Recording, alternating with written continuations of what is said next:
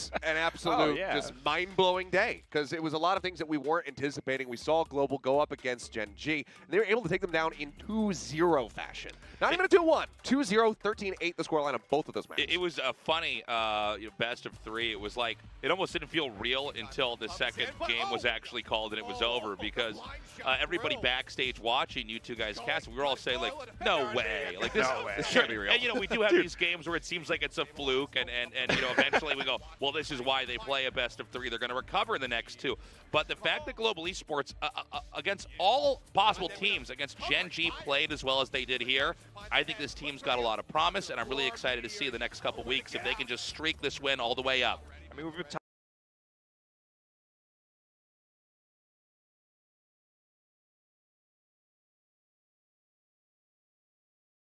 finding these first kills, and more often than not, Global were very much converting those into round wins. And to see them, both maps have been so concise, 13-8 score lines on both Pro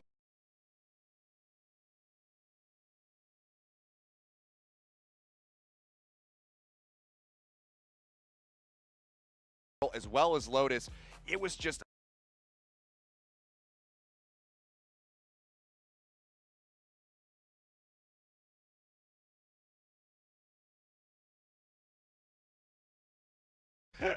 but to see Global Esports play as well as they did, that's very cool. Let's not forget that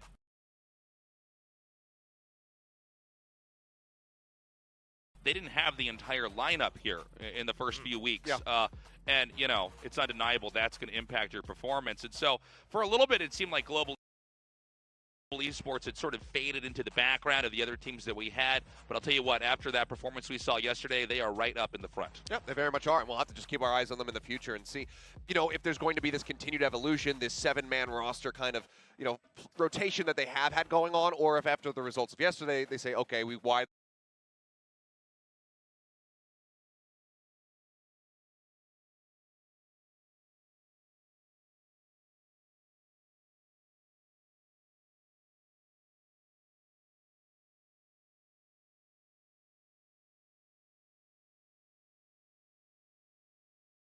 Want to stick with this core 5-man. I think that might be the best avenue, just given that you are in such a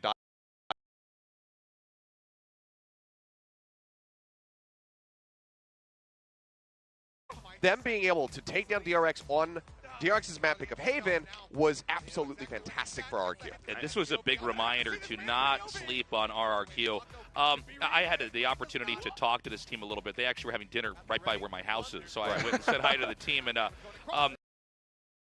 when I was talking to them, I was saying, so do you guys, what was happening the first couple weeks? And they just said they were a little bit uncomfortable. They were a little bit nervous. It's a bit overwhelming coming down to this big stage and trying to do exactly what you do back at home. And they were also saying,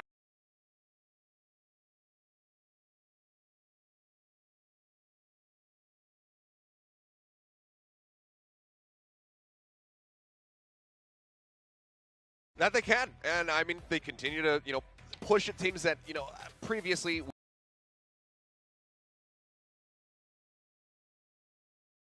we would have very much disregarded, them having a chance in the matchup. They continue to look better and better, and I think one of the biggest things that we're seeing from RRQ, and this kind of goes back to when they got eliminated from lock-in after, just the one series that they were able to play in, they said, you know what, we weren't able to show the way that we play when we're scrimming. And now we're starting to see the way that they potential. It hasn't been hitting all the time, unfortunately, so they still only have those 2 series victories under their belt. But being able to take that map off the DRX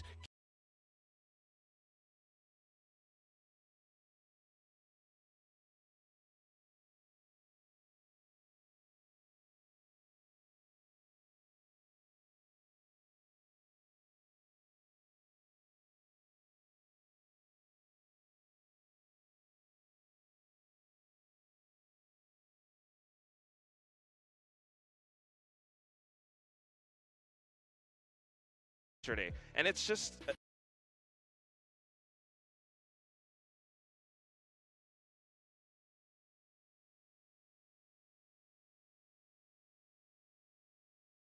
a really weird thing that they actually kind of figured out about DRX is with the map rotation. Somehow, somewhere, there is a weakness, and RQ was trying to exploit that. There's something to be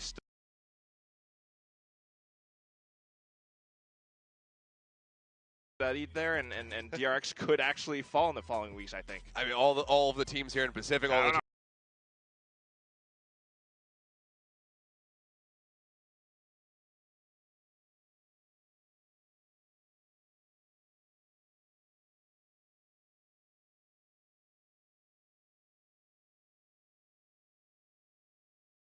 taboo. So we're going to go ahead and I believe have some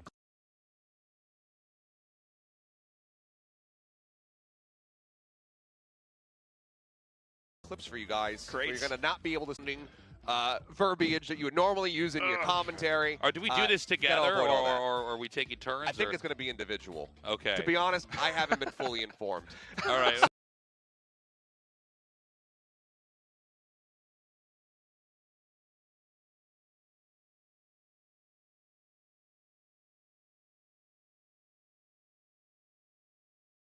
I can Can't say do any of that. headshots.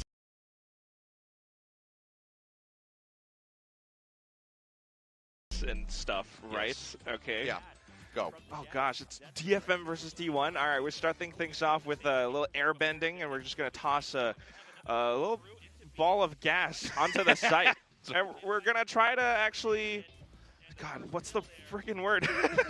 Came up with it. We're gonna shoot with a giant cannon, but then that shot does land, and then this big like little robots is gonna burn you, so we're gonna stay away from it. And then now the little thing gets planted into the ground, and then we're coming out of the other.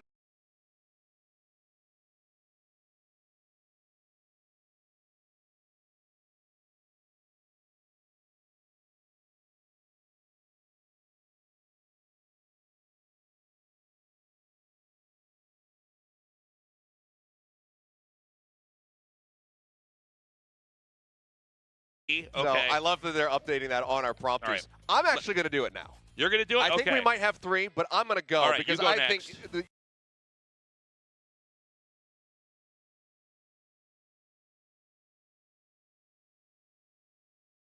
you guys need to be shown how that can't see anything. Foxy9 going to be looking around the back corridor, trying to spot something. The little glowy bomb goes out onto the site, puts a little bit of damage down, but not going to find too much. Now the dog is going to be cleared out. Jump into the back.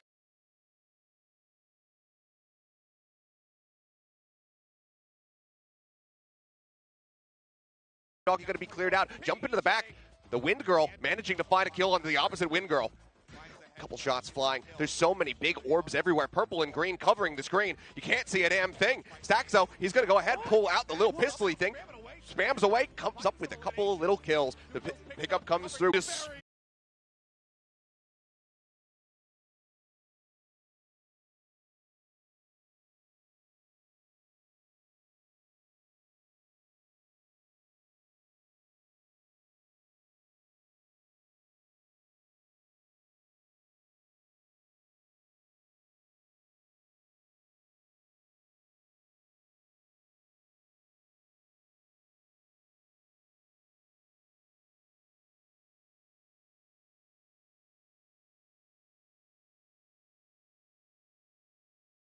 Cut. And Squiddy guy's flying. Squiddy goes. Big jump up there.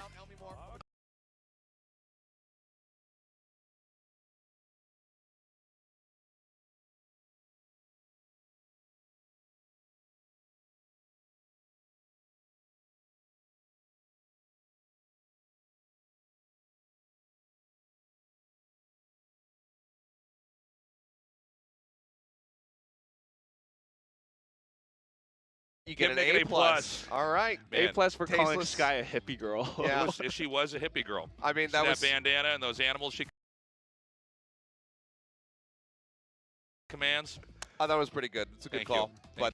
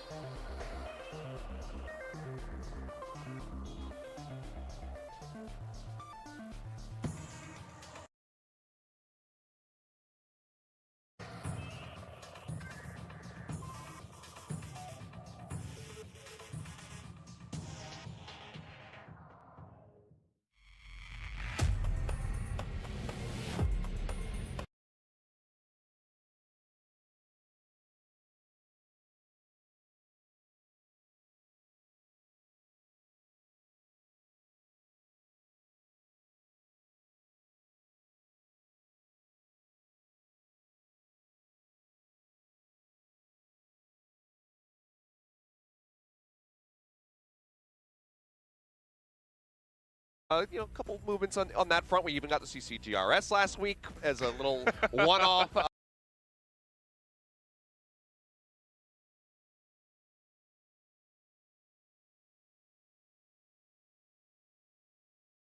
Send off to Icebox, but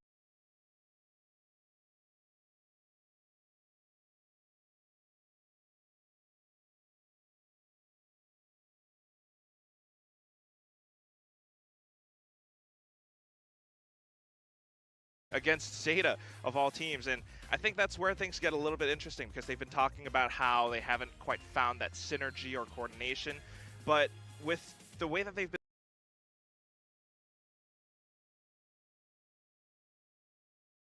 swapping things in and out, Jit Boys still being on the team as like this core sentinel, maybe sometimes an initiator, they've been able to perform. yeah, they've been looking very good in that last week of matches, but it's curious to see, Sushi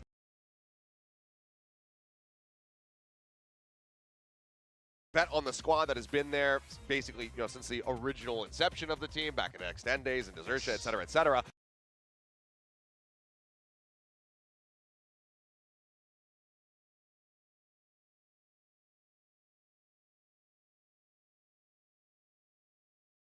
In this starting five, and I'm curious to see if that's going to change as we go throughout the day, or if Talon are just going to be looking to stick with this the whole way through.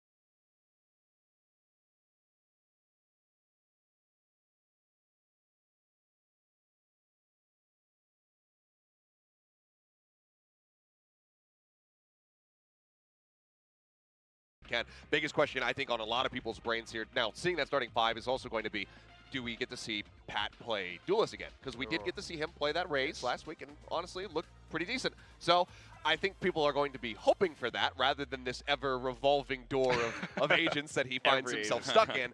But time will have to tell. So we'll see what happens there. But first, let's go ahead and also take a look at the starting lineup for PRX and see who they're going to be fielding as their initial 5 for the first map of the series. And as we take a look, and it's more of the same that we've kind of come to anticipate. No CGRS, no Benkai. Something is here alongside the rest of the starting 4. You sure you don't want CGRS, Seth?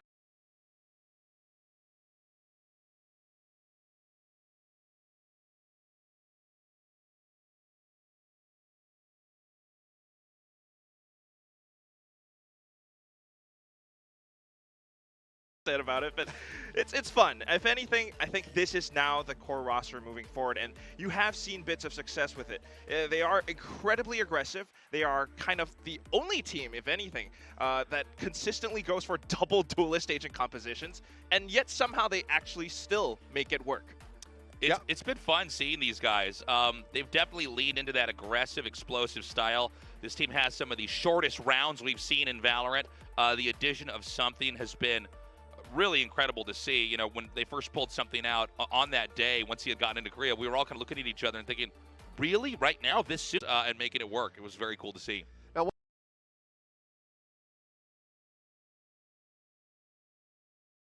curious about, we'll use the word curious. Talon are going to fare going up against PRX, because we're talking about it. W Gaming, they like to rush in, they like to go aggressively. They got their first win over the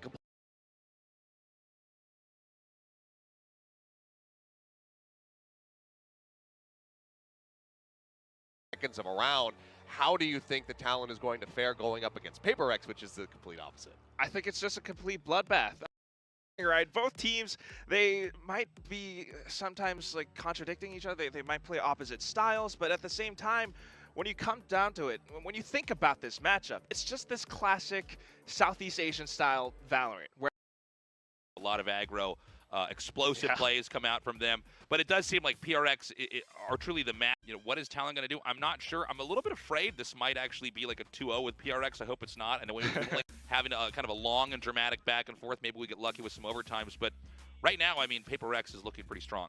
They are. I mean, you can see right here that key point that we now we just go ahead and take it away right under the rug with it. It's fine. I was able to read it, and I kept the information in my brain. Talon have not been able to take down PRX. This is one of the ones that, you know, it's that unicorn, that thing that you're trying to capture. You get that win over this team. We heard it from Secret. They've said, you know, always when you're talking about SEA, when you're talking about APAC, PRX is kind of the gold standard. This is the team that you want to be able to topple. Secret to be able to do it. They took them down earlier in the season. Now can Talon do the same? Because this is a very long, brooding rivalry, I guess, where Talon's just like, I don't want to be able to beat them. I mean, Talon did show that they can even go a little bit further than PRX, at least in lock-in. You know, I think that was a little bit disappointing for PRX fans everywhere, myself included.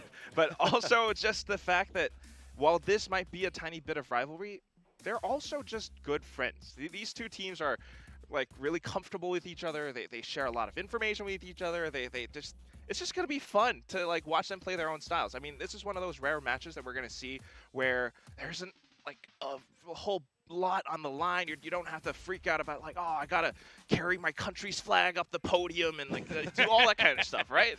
I mean, it should be noted, you're right, when these two teams, they're so familiar with each other, does PRX or Talon for that matter have any tricks up their sleeve? Are they going to be doing anything unusual? You know, whenever you have two teams that play against each other a lot, there's going to be all this kind of downloading of information. Okay, we've seen that they have these ticks, or maybe they prefer this site, or they always play like this in the pistol round. But yeah, you're right. Two teams that are friends going up against each other. There may be mind games we're going to see here that we can't even tell because they know each other in and out so well. Well, we'll have to just wait and see. Obviously, worth mentioning that Bind is back into the map pool, so for PRX fans, that's something to potentially be excited about if Talon allow them to have it, because the Yoru return would obviously be something very fun to see. But first, we'll go ahead and we'll take a look at the team schedules to see what they have in the future once they get past this matchup, because it's some tough ones on both sides. As you can see today, playing against one another, but then for Talon, it doesn't get that much, you know, easier for them. They've got Genji, who are still in that number 2 position. Then they got RQ, who was just able to push DRX. And then DFM at the very end, who has still steadily been looking better and better. So for Talon to try to make this run to the playoffs, they have some really stiff opposition. We need to see that crazy growth, that, you know, excelling performance from them today. It really has to be that explosive if Talon are to make it into playoffs. I mean, currently with 1 win and 4 losses, it just seems almost impossible. There was actually a graphic, I think, on Reddit that showed DFM virtually 0% making it to playoffs now. Yeah. Talon at about like 12. I don't know if like getting a win today will give them that much of a boost because, yeah, you're right. They're going to have to play against Gen G. They're going to have to play against RQ, who are all improving, and that's why it's going to be an uphill battle. Yeah. But at least on the flip side for PRX, this is a chance for them to kind of put themselves in the top 2 or top 3 spot. Yeah, this win could help them out quite a bit, but you know, much to the same coin here, Tasteless, the schedule is also quite tough for them, given the form that we've been seeing from RQ, Zeta, and Gen G. Obviously, no teams that are going to be slouches that they have to face up. Yeah, I mean, Gen G is obviously just a strong team on their own, and I really don't know with PRX and Gen G who's going to take that. Zeta has been improving. That was a team that we were actually kind of looking down on and expecting some pretty lackluster results, and they have fought back and played very well. And then RRQ, I mean, just yesterday it seems like they've really hit their stride. And if they can play as well as they did against DRX, I don't know why they couldn't do the same here against PRX. Well, as you can see, you know, when you take the teams that are in these specific positions, the number 3 versus the number 9, you know, 1-4 scoreline here for the side of Talon, the stats are never really going to favor them. Still, a lot more rounds played from the side of PRX. Have been playing a hell of a lot of Valorant when it comes down to it, because a lot of their matches have gone the distance, have been seeing 3-map sets. But right now, they find themselves number 1 in post-plant win percentage. I do think that that's really, really interesting because that is how PRX plays. If they're that aggressive, if they can get sights and the spike does go down, you will often see players push in further than regular sightlines. You actually go in towards defender spawn or find some kind of a deep lurk just to catch players off a rotation and to prevent them from coming in with a defuse. And that's how PRX wins. At the same time, top 2 in attack percentage win. Yeah, that's their style. I mean, that, you know, they like to hold W. They like to run at the sides rather than keep people out of them. So we'll see. I think that this is going to be, I'm right there with you. I think this is going to be a mess. I think it's going to be a hot mess of a series, but one that will be entertaining to watch. Yeah, again, there's so much on the line for both these teams. If Talon fizzles out here, it may be mathematically impossible to advance at all. PRX has played well, but we had them set to a very high standard before we started the show. Yeah. And I mean, look, there was that crazy upset with Team Secret. You know, I mean, that was like the first big upset, I think, of the entire event we did here. So they need to win here, and they need to keep escalating that score up and up and up so they can actually get a good standing when we're ready to go to the next phase of the tournament. All right, well, our key players here for this matchup going to be Fox on the side of Talon versus Devi for the side of PRX. And, you know, we've kind of talked about this both on the desk and on the cast, that Devi was one of the players coming into this season where people were saying, like, you know, Devi, he's there. He performs, you know, decently well. He's not really the carry. He has very much got himself in the shoes of being the carry at times for PRX. I think that is the key, because this is your favorite thing to talk about, Helios, consistency. And that's what it comes down to between these two players. Devi, we've seen him clutch. We've seen him come up huge. He has been putting up huge assist numbers for the team as well.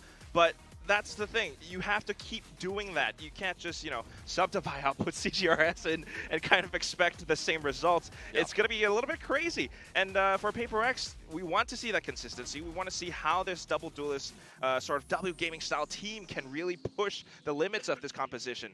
On the other hand, for Fox, yeah, that was one crazy win last week against Zeta, but you know, he also had great numbers, and I think you need to show up those numbers. You need to keep putting up those consistent performances in order for Talon to find that coordination, find that synergy to find wins, in fact. Yeah, I mean, we've been seeing the importance of having a really strong initiator, and Fox does, you know, fit those bills when Talon are functioning, when they are, you know, all on the same page. So we'll see how he fares here today against Devi, who's an incredibly flexible player. As you can see, we've got the predictions down at the bottom of the screen, and somehow, some way, of all weeks, of all players, Black has not gone for PRX.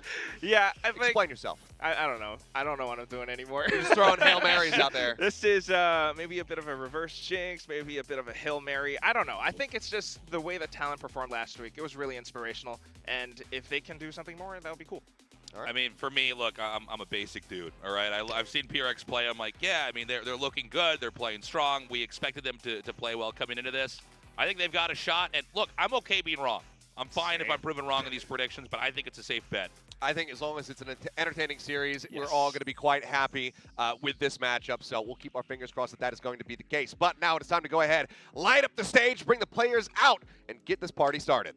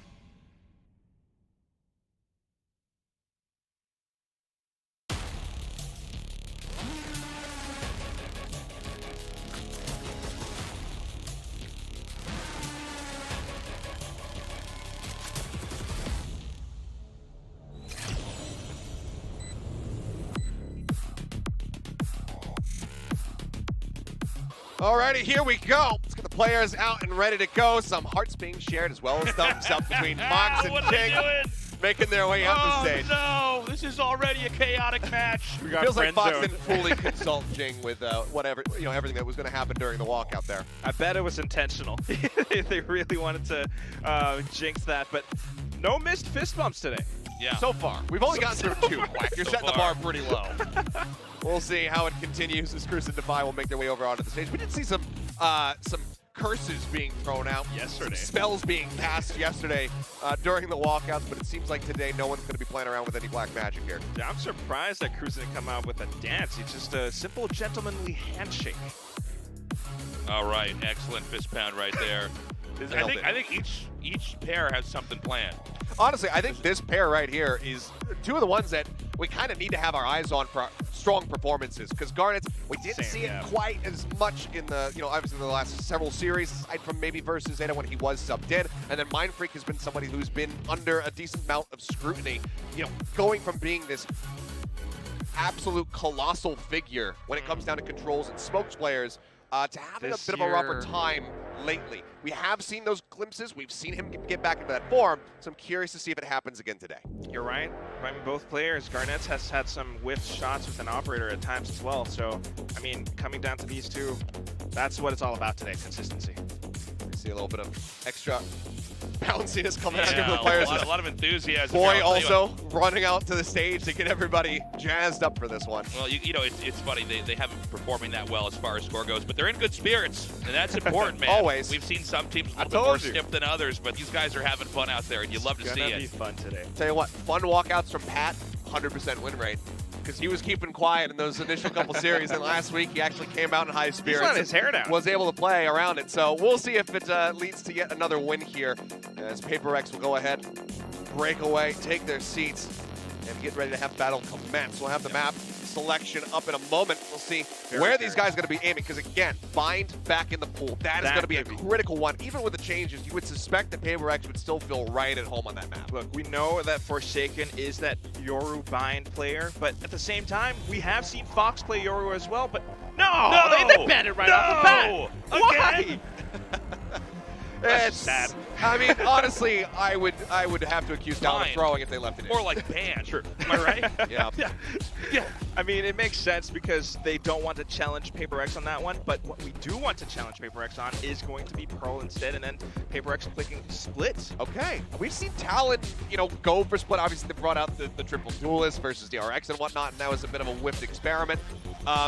But PRX decided to opt to go for it. They have looked fairly strong. Defy, in particular, his calling on that map while playing the Viper has been fantastic.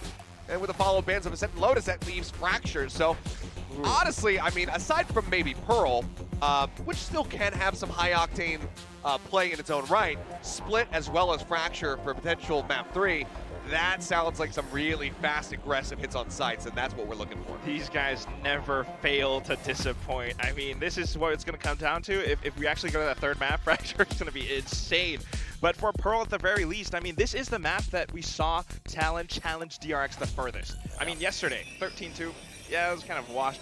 But Talon pushed DRX to 13 and 10. That was crazy. If they could do the same thing, that would be insane. Okay. But we've got the double duelist still in. They're keeping it. It's going to be the Phoenix, so, I mean, Tasteless can breathe easy because we don't have mirrored compositions. But we got that Phoenix down. I love that. I was about to say before they clear this up here, is Jing going to go with another unusual comp? I love the fact that PRX, they have their own approach to the game, and they're not changing. And so this is going to be a fun one. I'm just looking forward to getting into this match, man. I mean, the big question now is Talon, obviously plenty of tape on PRX, running this Phoenix on the map, running this double duelist composition. Have they been able to counter-strat it? Do they have a good idea of how PRX is going to look to play? I think it's going to be incredibly aggressive. We've seen how PRX goes with this. It's a lot of individual performances, but also really unorthodox plays. Jing has hot hands lineups. All right, well, players are in their seats. The headsets are on. The game is ready to commence, so we'll go ahead and throw over to your casters for today. It's going to be Valdez and William. Thank you guys on the desk for that wonderful pre-show and setup for this matchup. We got Talon up against PRX. I'm Valdez with William. This one should be a lot of fun. I just hope we get 3 maps because I mean they're friends. We saw their walkout. It was a lot of fun. I mean these are teams full of whimsy, right? And they're full of action. I mean, we only, like Tisa said, we only have 1 match today. We might as well drag it out to 3 maps. And here's the thing with these 2 teams, even if it goes 3 maps, it's not going to be a late night, so no one has to worry about that either. Yeah, they're going to have a pretty aggressive stance, the both of them, I would expect. We did see the agent lineups a little bit more standard on the side of Talon, so perhaps PRX can set the tone coming in here on the attacker's side. Did you know that Forsaken is the worst arm wrestler on his team? I did not know that, but now thinking about it, I'm going to be I'm sorry for saying, but I'm not surprised. All right, I'm just going to say it like it is. But of course, obviously, that hasn't really hindered him in terms of his aim department. Now, talking about the compositions, last time Talon played against DRX here, they did have Jip Boys playing that Reyna. I mean, none of us really believed that was going to be their final composition, and clearly they have returned to a much more standard setup here with Jip Boys playing that Killjoy. Well, let's see how this one goes. I think, you talked about the aggressiveness of both of these teams. We all have. And I think that setting the tone will be very important, because as friendly as these guys are, once it comes to a competitive match, all bets are off for that friendliness. And it's really going to come down to who can get that momentum going. As PRX are beginning to push onto the B site already. Yeah, I mean, but they should be very well aware that this has been given up for free, right? Nobody in sight, just a nanoswarm to try to buy time. So they're going to stick the plant right away because they know that this means there has to be a flank coming. There's no way you retake the site without that. As already the shots fired here on the ramp, going all the way of PRX and pushing through. The nanoswarm is Forsaken to pick up a second kill. As Zip Boys will get 1, but he is alone. And I don't think he'll get another. That'll be 3 for Mind Freak as Pistol is taken by PRX. Oh, and we got the little finisher there with the RES skin line. Love that tune. Finally got to see it. Now, I mean, I think that was just PRX instantly identifying the fact that, okay, they emptied it on purpose. Just 1 nanoswarm. That means there's a greater force coming in from behind. And, you have Forsaken watching out for that one. He cleans up house. And Mind Freak with a good start. Now, Mind Freak, one of the players on PRX that has been a little bit up and down this season here in Pacific. Hasn't really been as hot as he used to be. I think fans would love to see him, get on this hot start right away. Yeah, definitely a good start here from the pistol round. Let's see how it continues. As now PRX is going to head towards the A site, which you guys will note, everybody on the side of Talon is sitting in the spawn. And just waiting. I hope there's no issue or anything like that. Looks like... Maybe they're just waiting for the plants and they're all just gonna... Yeah, maybe. Run in together? I mean, I think maybe they're just saying we're not going to fight it. Maybe they missed something in the beginning of the round here. Yeah. So just Jip Boys watching after his teammates. We'll find out afterwards if there was something going on here or not. But either way, the game continues for the time being. Now, I mean, at the end of the day, if you weren't already stacking A site, then you might as well die to the spike. Now the problem is, will they die to the spike? Because something is sniffing this out. Oh, something's going to push out here. He might get in a bit of trouble himself as, never mind, Forsaken gets the perfect timing. Garnets will get one, and Fox picks up a second, so a couple of kills. Going to go over to the side of Talon, and Foxes will go down. Well, given how that round started with Talon, I think they got a lot more kills than they expected to, thanks to PRX pushing out. PRX isn't going to feel too bad either. I mean, something was still just keeping on that Ghost as well, so nothing too lost. I believe maybe the same thing could be said for Forsaken. So yeah, there were 3 players that brought in Ghost to the second round after winning the pistol round. Yeah. So definitely saving some creds, and you'll see a operator on round 3 for something. He has come to play the game, William. On attacking side, in their bonus, you're gonna buy down to an operator. I mean, something wants to set the tone from the get-go. I'm just going to say it like it is. This is an ego play, all right? I mean, not many players will have the confidence to do this, but something says, well, Talon, they're just another team. Like, that's how he talks about Valorant. If you listen to his interviews, he says, well, I haven't changed. I'm playing on a new stage, but I'm still playing the same video game, so, why does that matter? Well, we're seeing that confidence show up here, and with that operator, that's been, that's given them the opportunity to just kind of waltz into B long, no problem. Yeah, and I mean, speaking about the map as well, it's Pearl, so you have this long B main kind of alleyway, so this is one of the better maps to kind of go for something like this. Although I do agree with you, it is a bit aggressive, let's say. As, okay, they are slow pushing onto the B site right now. You see Cruz immediately going to get his head taken out by Devi, and that is going to be the entire site empty here. Foxes does get one, but Garnets now is just, he's all the way on the A side alone. He's not going to be challenging this one anytime soon. And just that time, we saw Mindfreak with the great lurk. I mean, last time when we first saw Forsaken playing that Killjoy here on Pearl, he was the one really digging deep into the map. This time, Mindfreak taking on that role again here on the bonus. And it pays off, right? Pat just not aware that he could already be planted in. Kind of lackadaisical as he tries to provide backup through B Link. And also the way that they targeted B Hall, I mean, you can tell at PRX they're not taking any chances. In fact, in some ways they're playing much less chaotic than they do oftentimes against other teams, as crazy as that sounds. Because while we're waiting for the spike to go off, if you think back to what happened in that round, once they were on that site, as they target B Hall in the back of the site, Jing flashes into Hall, but he doesn't push in. He has teammates providing crossfire across at an angle, and that completely ties up Jit Boys, and he doesn't know where to look. Once he gets tagged a little bit, he's afraid that Jing's still going to push him, so he goes back to look at Hall, at which point Jing is now wrapped around through the site. Just a great bait and switch there. Yeah, so now PRX, they pick up the bonus rounds. They also already have lockdown available because Forsaken has 6 kills. As talked about, the lurk started with that, the push, very methodical, and a very clean round goes the way of PRX. We are perhaps looking at the beginning of what an ideal speed run of Valorant looks like, right? Get round 3 operator, get round 4 lockdown, continue all your wins. I mean, you're going to get run it back potentially this round. That's going to open up another site. Oh, and something just pushes through the harbor wall, picks his head off here, and Mindfreak just hanging around in mid plaza, just picking people off one by one. He gets the first as he'll be hanging around the doorway here, and the push is clean as something is in with the shorty. He doesn't even need to use his operator, as now this A site is free, as of course not a big buy here for Talon, of course, after spending everything on the last round, but still, the dominance continues as Mindfreak sees the barrel of the Classic and will take his free kill. Yeah, Mindfreak definitely looks a lot more dialed in today than some of their previous games. Obviously, this game has been going very well in favor of PRX, but just his focus, his sight lines, his reactions to seeing these barrels has been very good in the past couple rounds. So my eyes are on him, see if we're kind of seeing the resurgence of Mindfreak. But, I mean, something to have the confidence to push through. Now, I mean, that cascade coming out from Art, it's, you can definitely assume that, okay, they're trying to vie for a spot near the ult orb on A main. They've got shorter weapons. It's probably something like a shorty or whatnot.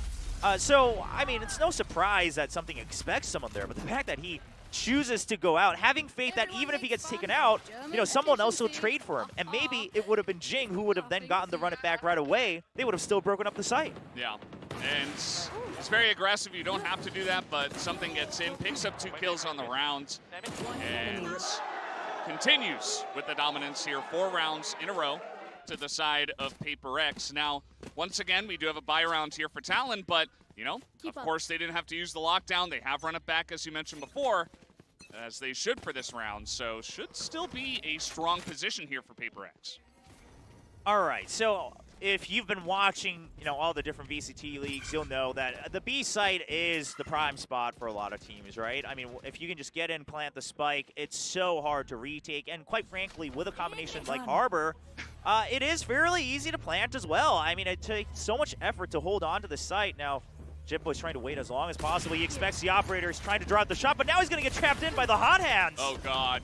He is just in the corner. He actually finds a nice little nook here. Yeah. A little bit of spray, but at the same time, as you mentioned, it gives them the plans, right? And this is not going to be an easy retake here for Talon. Let's see how they attack it. Yeah, I mean, worst comes to worst, Mindfreak has that Cosmic Divide as well. That is a very deep high tide here, which tells me that Pat wants to fight this. All right, well, they're able to take out the run it back, as divided they are, as trying to get this defuse off, but pushing in is Forsaken, picks off 2. And right here in main, they are just spraying on through. Pat does not have a chance, picks off 1, and that is all that he will pick off. A couple of guys are taken out on the side of PRX, but they continue 5-0. So the idea there from Talon, they throw out this deep high tide just to avoid, you know, the potential operator all the way at the top of being long. And then they're kind of relying on the Cove, you know, being able to draw out some time, maybe get the half defuse ideally, but obviously they were ready to try to trade as soon as it goes down. They expect it to be broken, but here's the thing. I wonder if it was worth that, right? Why not put the high tide closer to really ensure that the half is done while the Cove is up?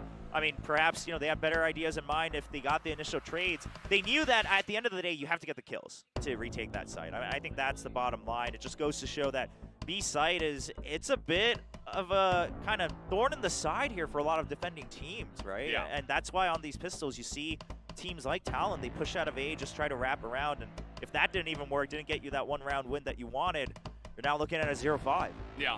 Well, they dropped the pistol round. They lost the bonus. Talking about Talon here. And you guys can read that for yourself.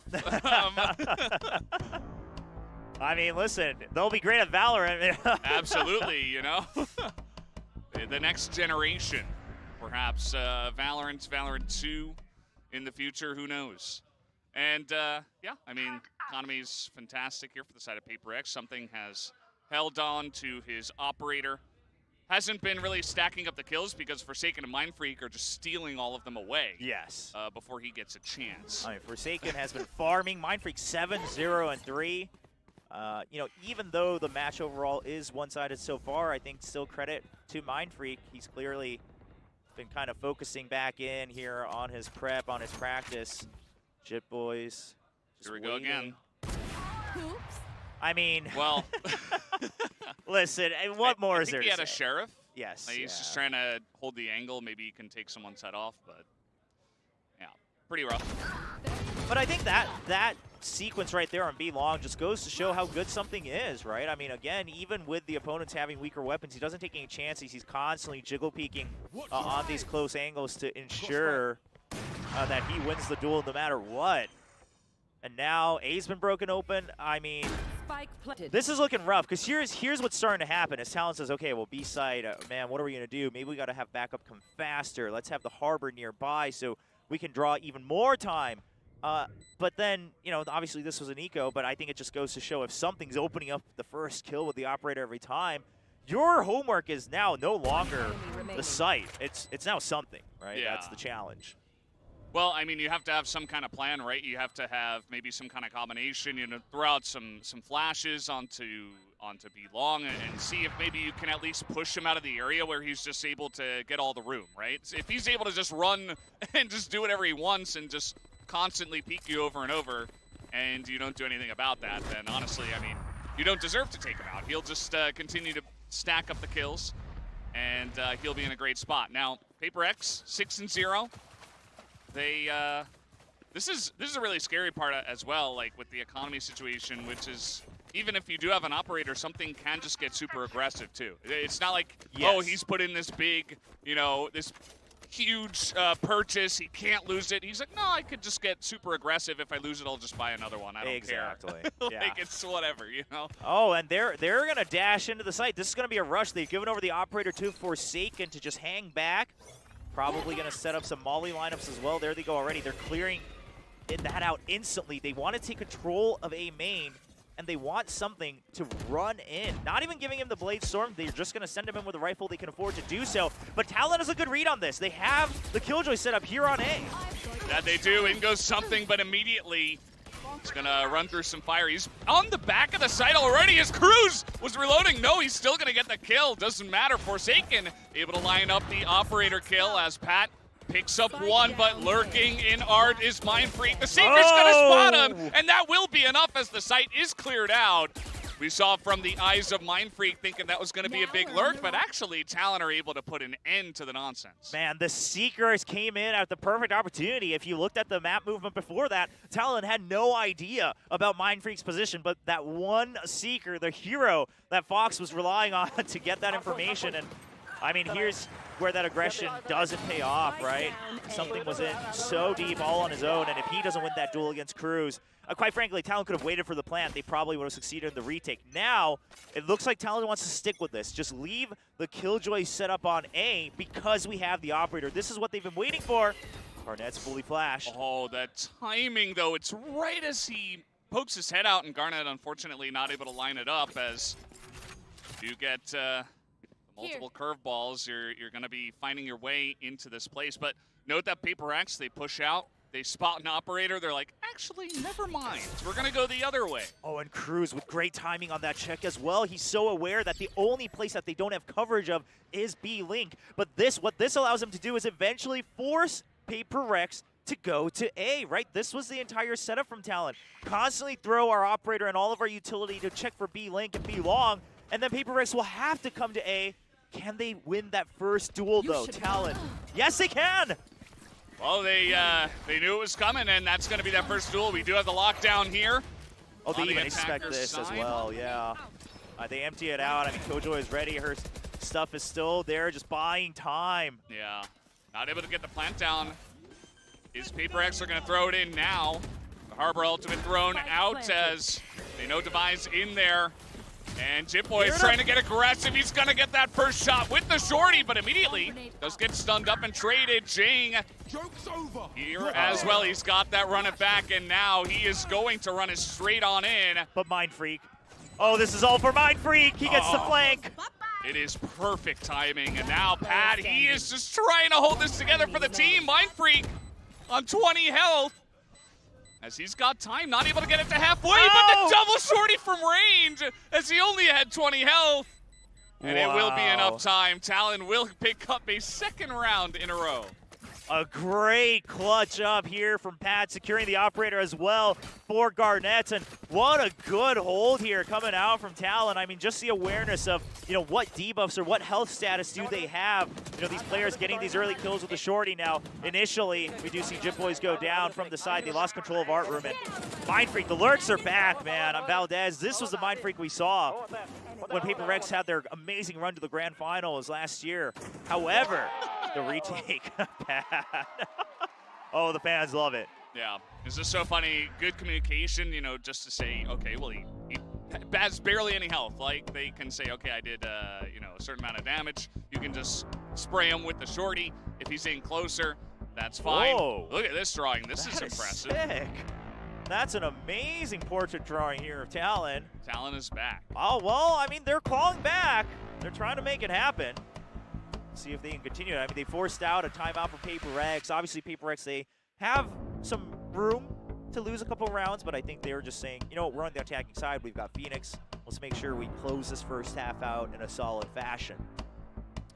Jing is a big fan of cats. Oh, yes, we found that out. So that's Jing as a cat, I guess. And there you go. Just combining your two favorite things. So let's see what's going to happen now. We do have the Blade Storm available for something, but Lockdown as well as Pit for Talon. No. Talon has such a good read on this. They expect something to double updraft to check for B, the operator on B, but something's not going to do it. He's just going to climb back out. The mind game's back and forth. Here. That is pretty impressive as he's pushing in. Pat is pushing out. Mindfreak not expecting this as Pat is on a roll. Here's the thing, that actually makes Talon less aware of something's position. The Viper's Pit is now out. Now, because of that, Talon will rotate, but will they know about something? Jitboys suspects that anybody could be sneaking into the site at any time. This is really up to Pat. Can he trade? Oh, no. No, something's got the perfect angle. He's not going to wait for anybody else. Wants to get that first kill. Garnett's waiting with the operator. Wow. Hits the shot, even a headshot. Going to take out something here in Link, and that is a huge pickoff as now forced in is PRX onto the B site. Yeah, they can buy time with the nanoswarms again. The plant's not going to happen anytime soon. Obviously, they might have to give up the plant, but Jitboys, as long as he holds on to this backside position, he'll buy time for the backup to arrive. He'll even get the spike plant. Oh, that was beautiful. Just lines it up, even jiggles around the corner. Forsaken, though, trying to make things interesting. 1v3. Knows he's, even gonna take out Garnett's. Okay, this is getting very interesting. 20 seconds left to stack, though, and that's gonna be enough. 2v1, they do take him out, and Talon picks up their third round in a row. It started to get a little dicey, especially because it was Forsaken last alive. Anything could have happened. However, Talon, just good discipline. I mean, Garnett's does lose out on that duel when it was 3v1, but it doesn't matter. The rest of his teammates holding strong, and Jitboys with some great awareness that he has to constantly check 2 angles. Here's the thing, that entire round, Jitboys was constantly checking 2 angles throughout the whole round just to make sure that B site was secure, and it pays off. Yeah, it absolutely does. They're on a bit of a streak themselves now as finally you see something here is going to go for the judge, actually. So maybe something a bit more aggressive. He does have the Blade Storm still that he could opt into. Yeah, it just looks like he wants to balance their econ out for the next round. And he'll be able to use that Blade Storm. So the idea here is he's the one who's going to go into back site, right? Go into B Hall, keep control of it with the judge. We'll see if Jitboys falls to that or not. Oh, he's actually going to go right up to heaven. And immediately he gets taken out. Although Jing somehow going to burn down Pattis into the backside. Crew's going to hold this down. He takes out 2. As Forsaken, he has been stacking up the kills himself. Mindfreak here as well, picks up a second. And now, all of a sudden, PRX are back in control. Now, here's the thing. Talon, while they've been winning rounds, they haven't been keeping all their weapons. So this is a huge choice to make here for Garnett. It's difficult with the operator, but you don't have any rifles you can switch to unless you go to heaven. Now, if you go in and lose this, you're not getting it back. Okay. This is getting pretty interesting. He does have a shorty. He's going to spot. That was a position of 1. On the backside here, or actually that was Forsaken. Yeah, but he barely misses it. Forsaken's already wrapped around the mind games again. And they're going to go pretty handily in favor of Forsaken there, as it's really the Forsaken and Mindfreak show. I mean, 15 kills already in the 10 rounds we have played. And absolutely. They were behind on this take, but still, they were able to win it out.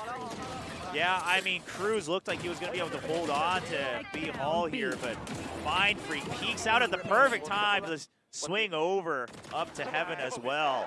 That really secured the round, in my opinion. PRX fans happy to see that. Yeah. Just pretty nasty stuff from Mindfreak. Able to hold it together for PRX as Talon finally waking up and giving them a bit of a challenge in the last 4 or so rounds. All right, they did manage to scrape together an operator here for Garnett's, but Fox now without a weapon, just a sheriff. Now, lockdown and judgment available, so that's why they're trying to eventually shift over to A, but he's been caught. He's got to dash out, but even then he's slowed. Okay, they're just spraying through. He is able to get away, but not for nothing, using a bunch as the rest of the team on the side of PRX. Just going to be rotating out. Yeah, but PRX remembers. They remember that round where they were funneled into A site and it didn't work out. So they expect the setup to be over on A again with the operator only on B. Their thought is if we can just force our way through B-Link, this round is ours one way or the other. And they're going to do it. And something's getting in here pretty aggressively. He has the Blade Storm. He's going to use it. Double up draft. Finds Cruz. Doesn't find the kill. Has a spam on through. Jing now getting aggressive himself. Has to run it back, but he's going to be taken out on that one. Garnet's with 2 kills now. If you count that one, takes out Forsaken. As Pat and the rest of Talon have been holding down the backside of B with 4 people. Oh, they're not going to be able to plant. They're just going to look to go for the save. Now, Mindfreak trying to go for a Hail Mary play if he can sneak in, but he's not going to have time. He's already slowed down enough. Just making sure he doesn't get caught from another angle here. And both teams, I think, not willing to over-aggress here. Lots of people broken in their economy. Talon scraped to go to 4th one. Now, Paper Rex's idea was if we can take B-Link, we win the round. However, Talon was playing it so safe. They had everyone near their spawn, right, ready to provide backup one way or the other. I'm liking this change from Talon. Whatever happened in the timeout, they figured it out. They figured out why they were playing so messy in the first couple rounds, getting mowed down by Forsaken and Mindfreak. Now they have a lot of map control. Yeah, the rotation was swift. It allowed them to get in position to stop the cheeky link play from Paper X, and this might end up just being 7-5. I mean, that's not half bad at the half. Talon have absolutely got themselves into a winnable position now, as they're going to have the lockdown. Interesting. Okay, lockdown to secure B-Link. Now, what can you do with that, though? Because you have to be able to push through mid here, and that's what they're going to do. Otherwise, it doesn't provide value. Something, I mean, he's going up against multiple people. He's taking shots from both sides. He still takes out Dip Boy's head, is aggressing now. Is Jing takes out Garnets, and the push will come in onto the A side. Yeah, while Something wasn't able to really secure it all on his own, he bought so much time for Art to be broken open by Jing and the main force. Well, oh, great setup here from Paper X. Yeah, absolutely. Now Cruz all alone. It is the last round of the half, so he's just going to have to try to create a miracle here, see what he can do. Man, the thing is just thinking back on how this round unfolded, this is the type of play that only Paper X could do. You know what I mean? Like, go in and at least get 1 kill and survive for more than 20 seconds. It's like, not many players will say okay to that. Okay, that's 2. That looked pretty cool, but it's not going to win him the round. So Paper X will finish the attacker side with 8, which is quite the sizable number. And they're going to be feeling pretty good about their position from here. Very curious to see, you know, Paper X, they looked great on the attack. They had many different kind of cheeky ways to aggress into Link and stuff like that. So I want to see what strategies they have here for the defender side. Nice. Yeah, curious to see what the defense looks like now. While I think Talon, they're not going to feel too bad about the 4-8 score line, right? They're running the Viper Harbor. They're imagining that they'll have a bit of an easier time on getting these plants over on the B side. Now, you got to remember, not only is there still a Killjoy on the other side, but now you've got that Phoenix as well. The hot hands probably oftentimes will be saved up to combat the Cove, you know, for that plant. And Talon, the question is, can you draw that out, or can you make sure you're constantly switching up your Cove positioning to make sure you can plant safely? We'll have to find out. Yeah, it is going to be kind of a fun mini game between those 2 agents for sure.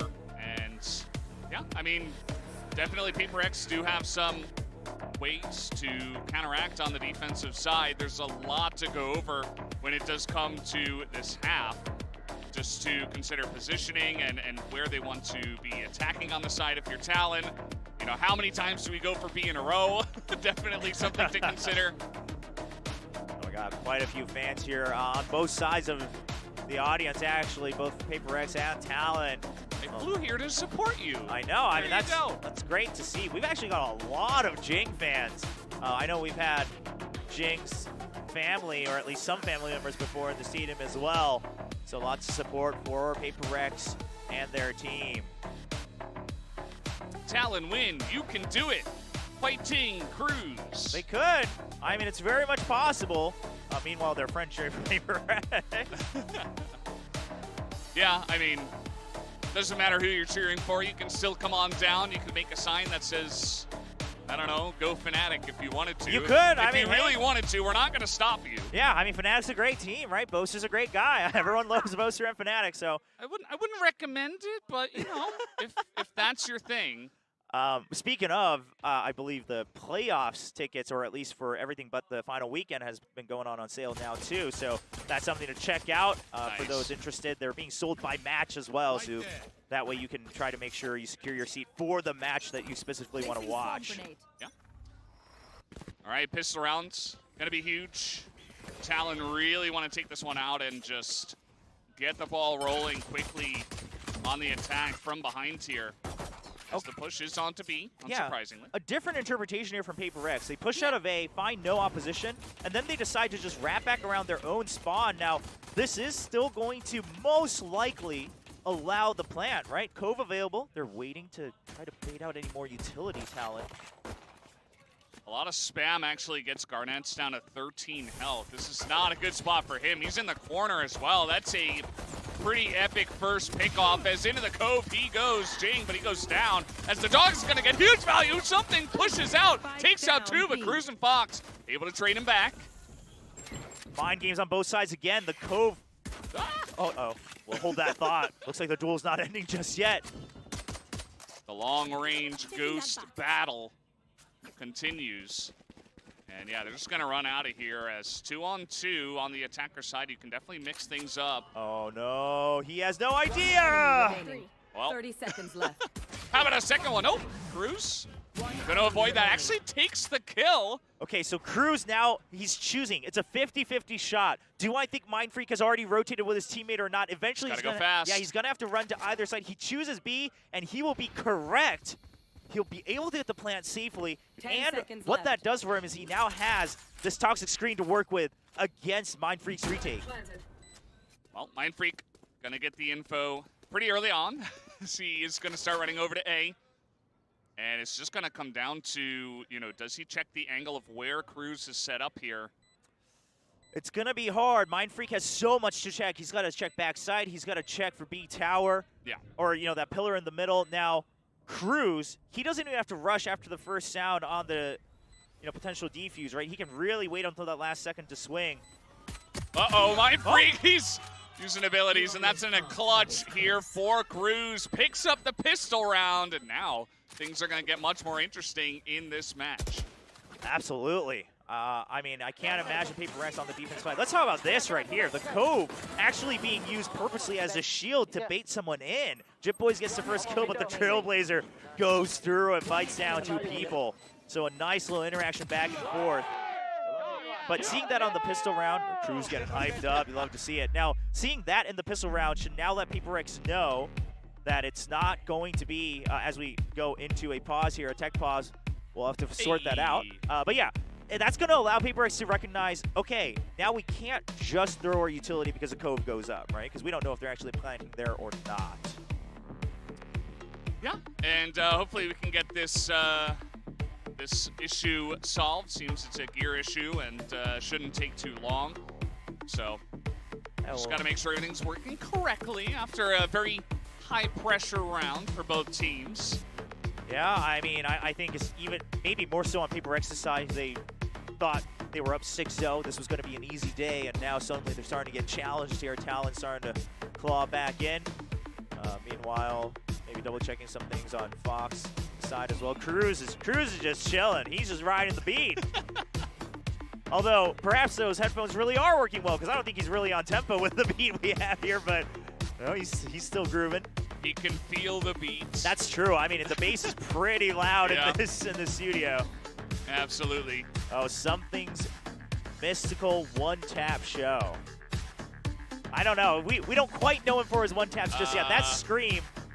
That's Scream over on Carmine Corp, but it's gonna show. Oh, who's hey, that? Who's that? I think I recognize her. And who's that? Valdez, lol, nice guy. Lol, nice guy. Where's William? That's me with my Serial EDPI stat nerd. EDPI over 9,000. We were just talking about this the other day.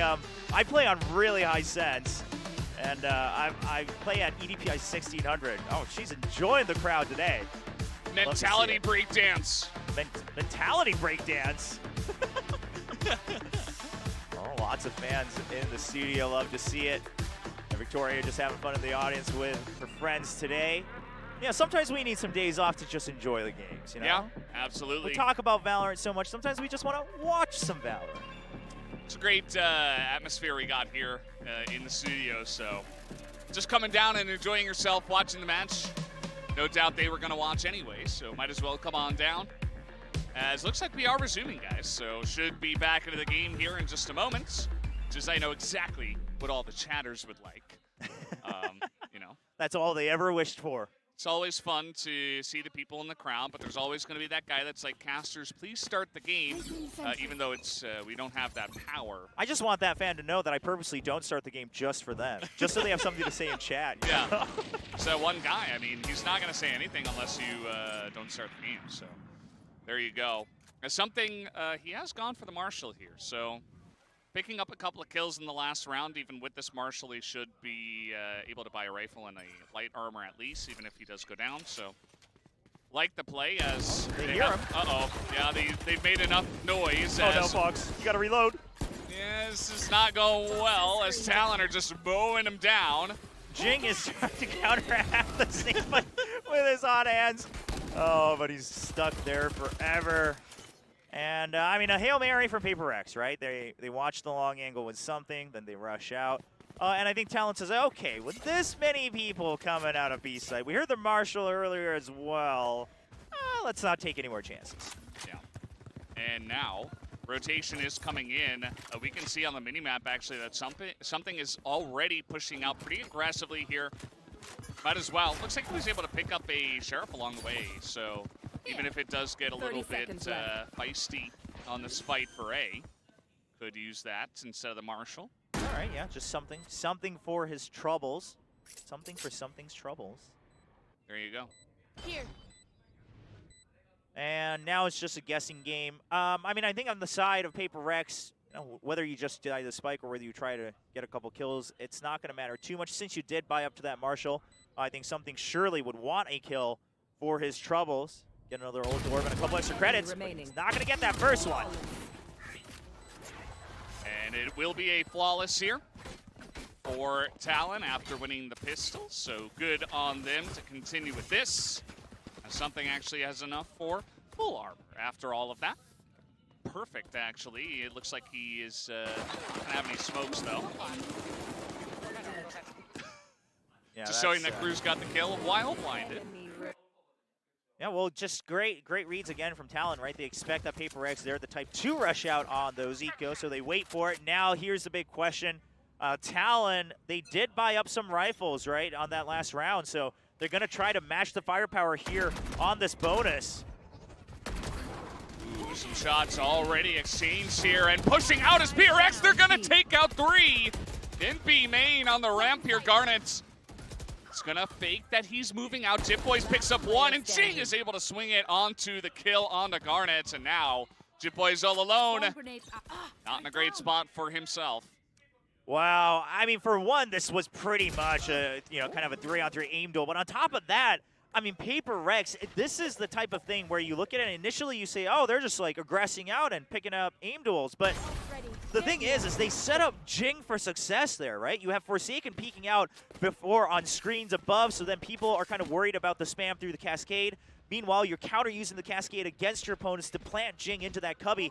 And then you have the flash out from Devi as well. So it's a double flash, guaranteeing that anyone who's trying to peek against him are flashed up. And Jing able to clean house. Jing just checking his score. He's like, that was a pretty cool play. It looks like I'm still in 4th, though. Need some more kills to catch up to my teammates. Gotta imagine that if you're on a team like PRX, that often comes into play, right? You're like, well, who's really top of the scoreboard this time?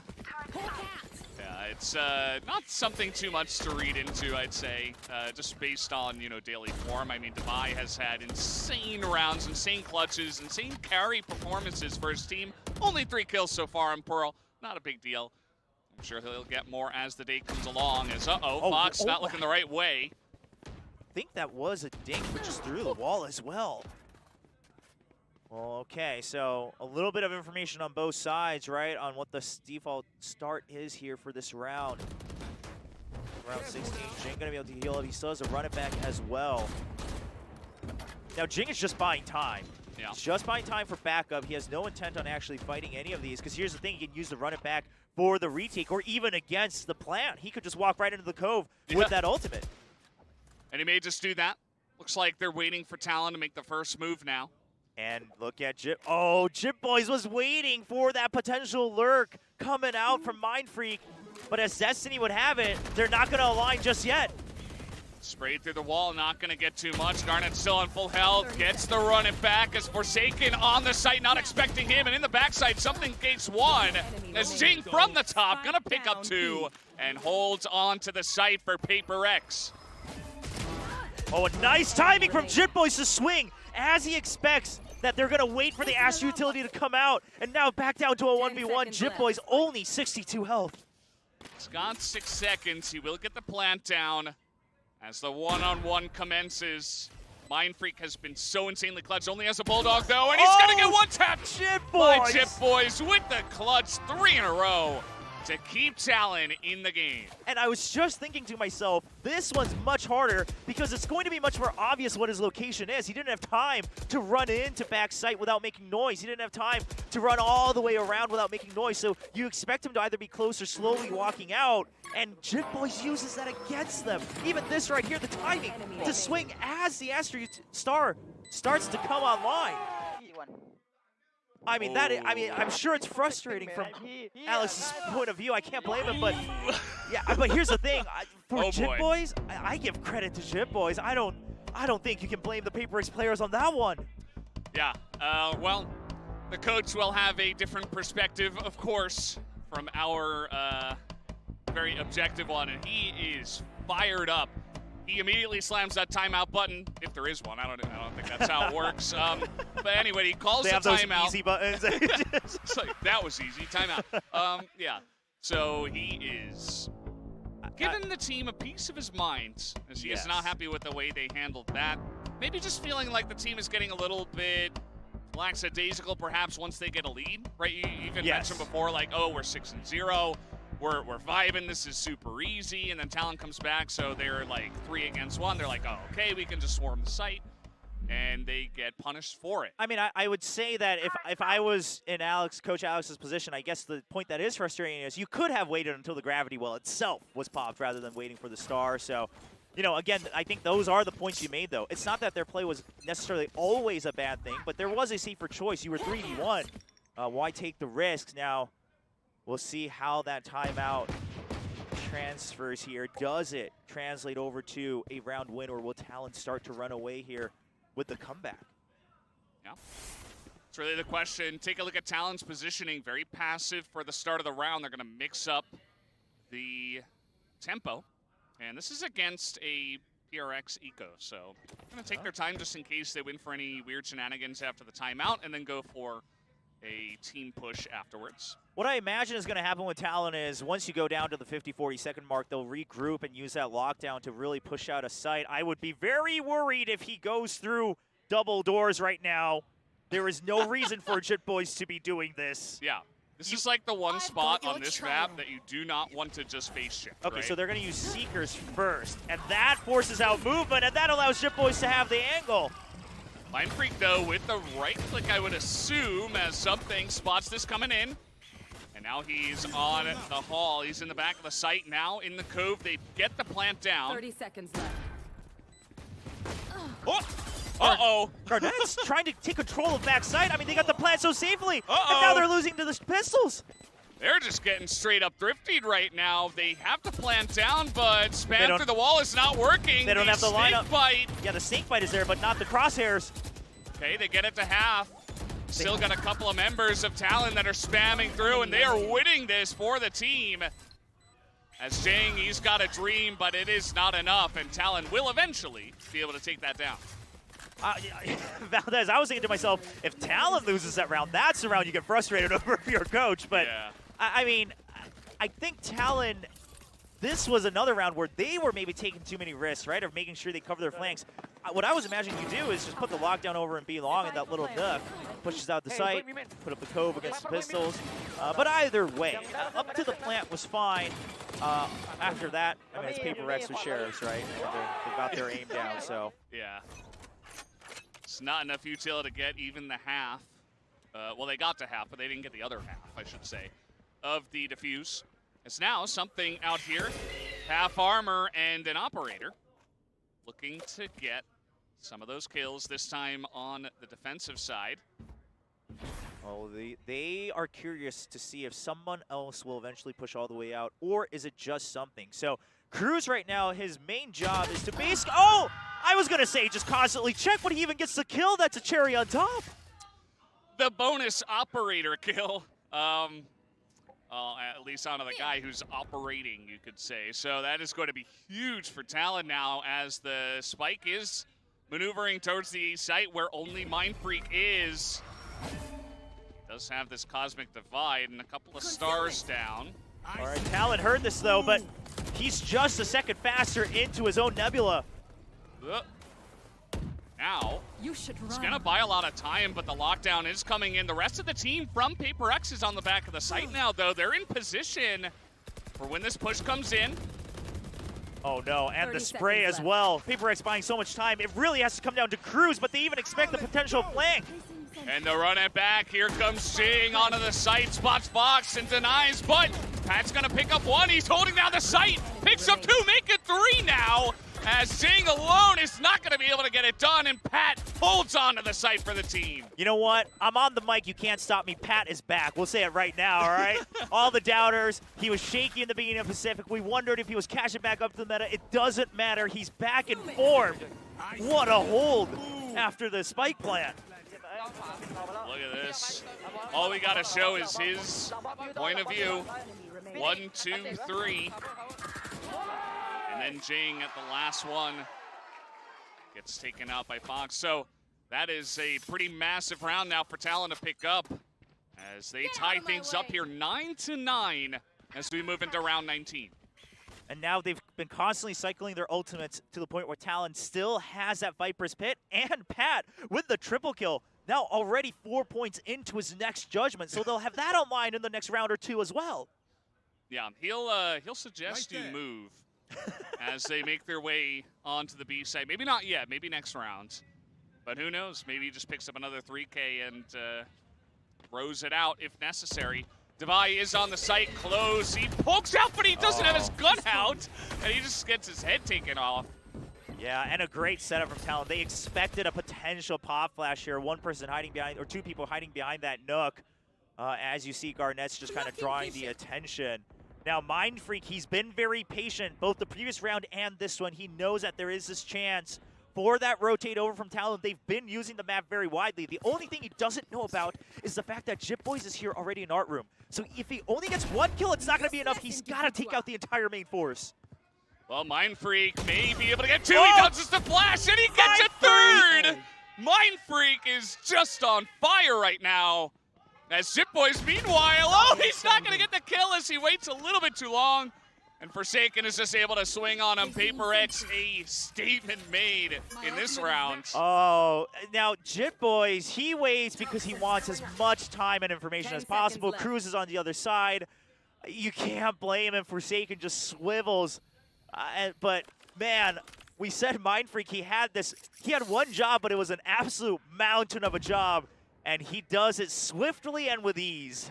Yeah, no doubt we'll take a look from his point of view this time on the A main spot. Or maybe not. We're going to take a look at Cruz first and what they were able to get. And here it is. Oh, just smooth. Dodging that flash and then waiting for the sky as well, because you know that guiding light came through. All in a day's work for him, not overreacting. Knows it's still close, you know. It's a big round for PRX, but it's a full buy for Talon, and we go straight back into the action.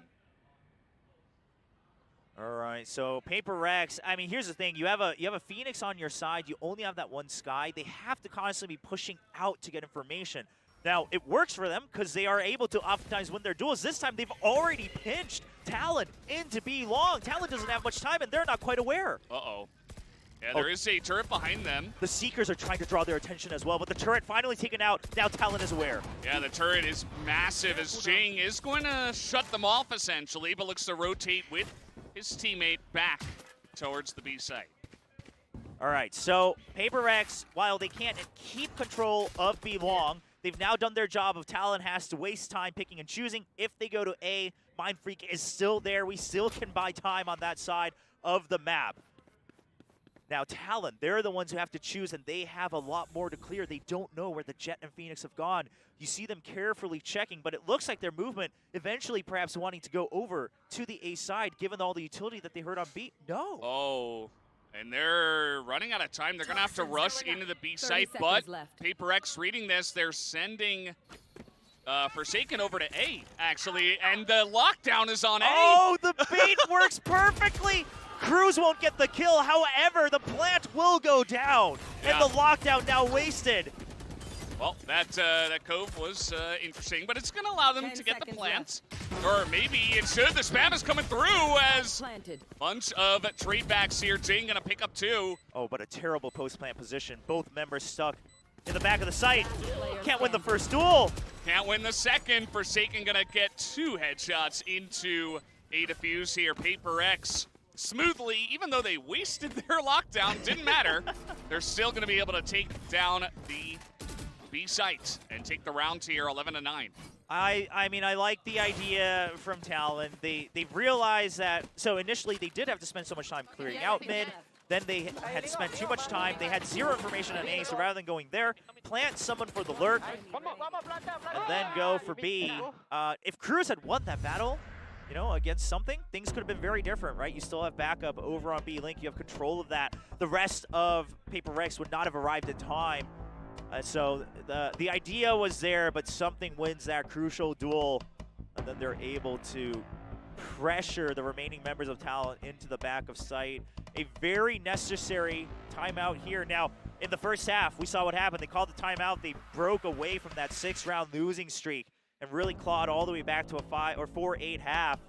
We'll see if they can do it again here. Yeah. Now it's Alex, the one who's laughing, as Zeus is a little bit more animated in the coach's booth. Yeah, I know a lot of...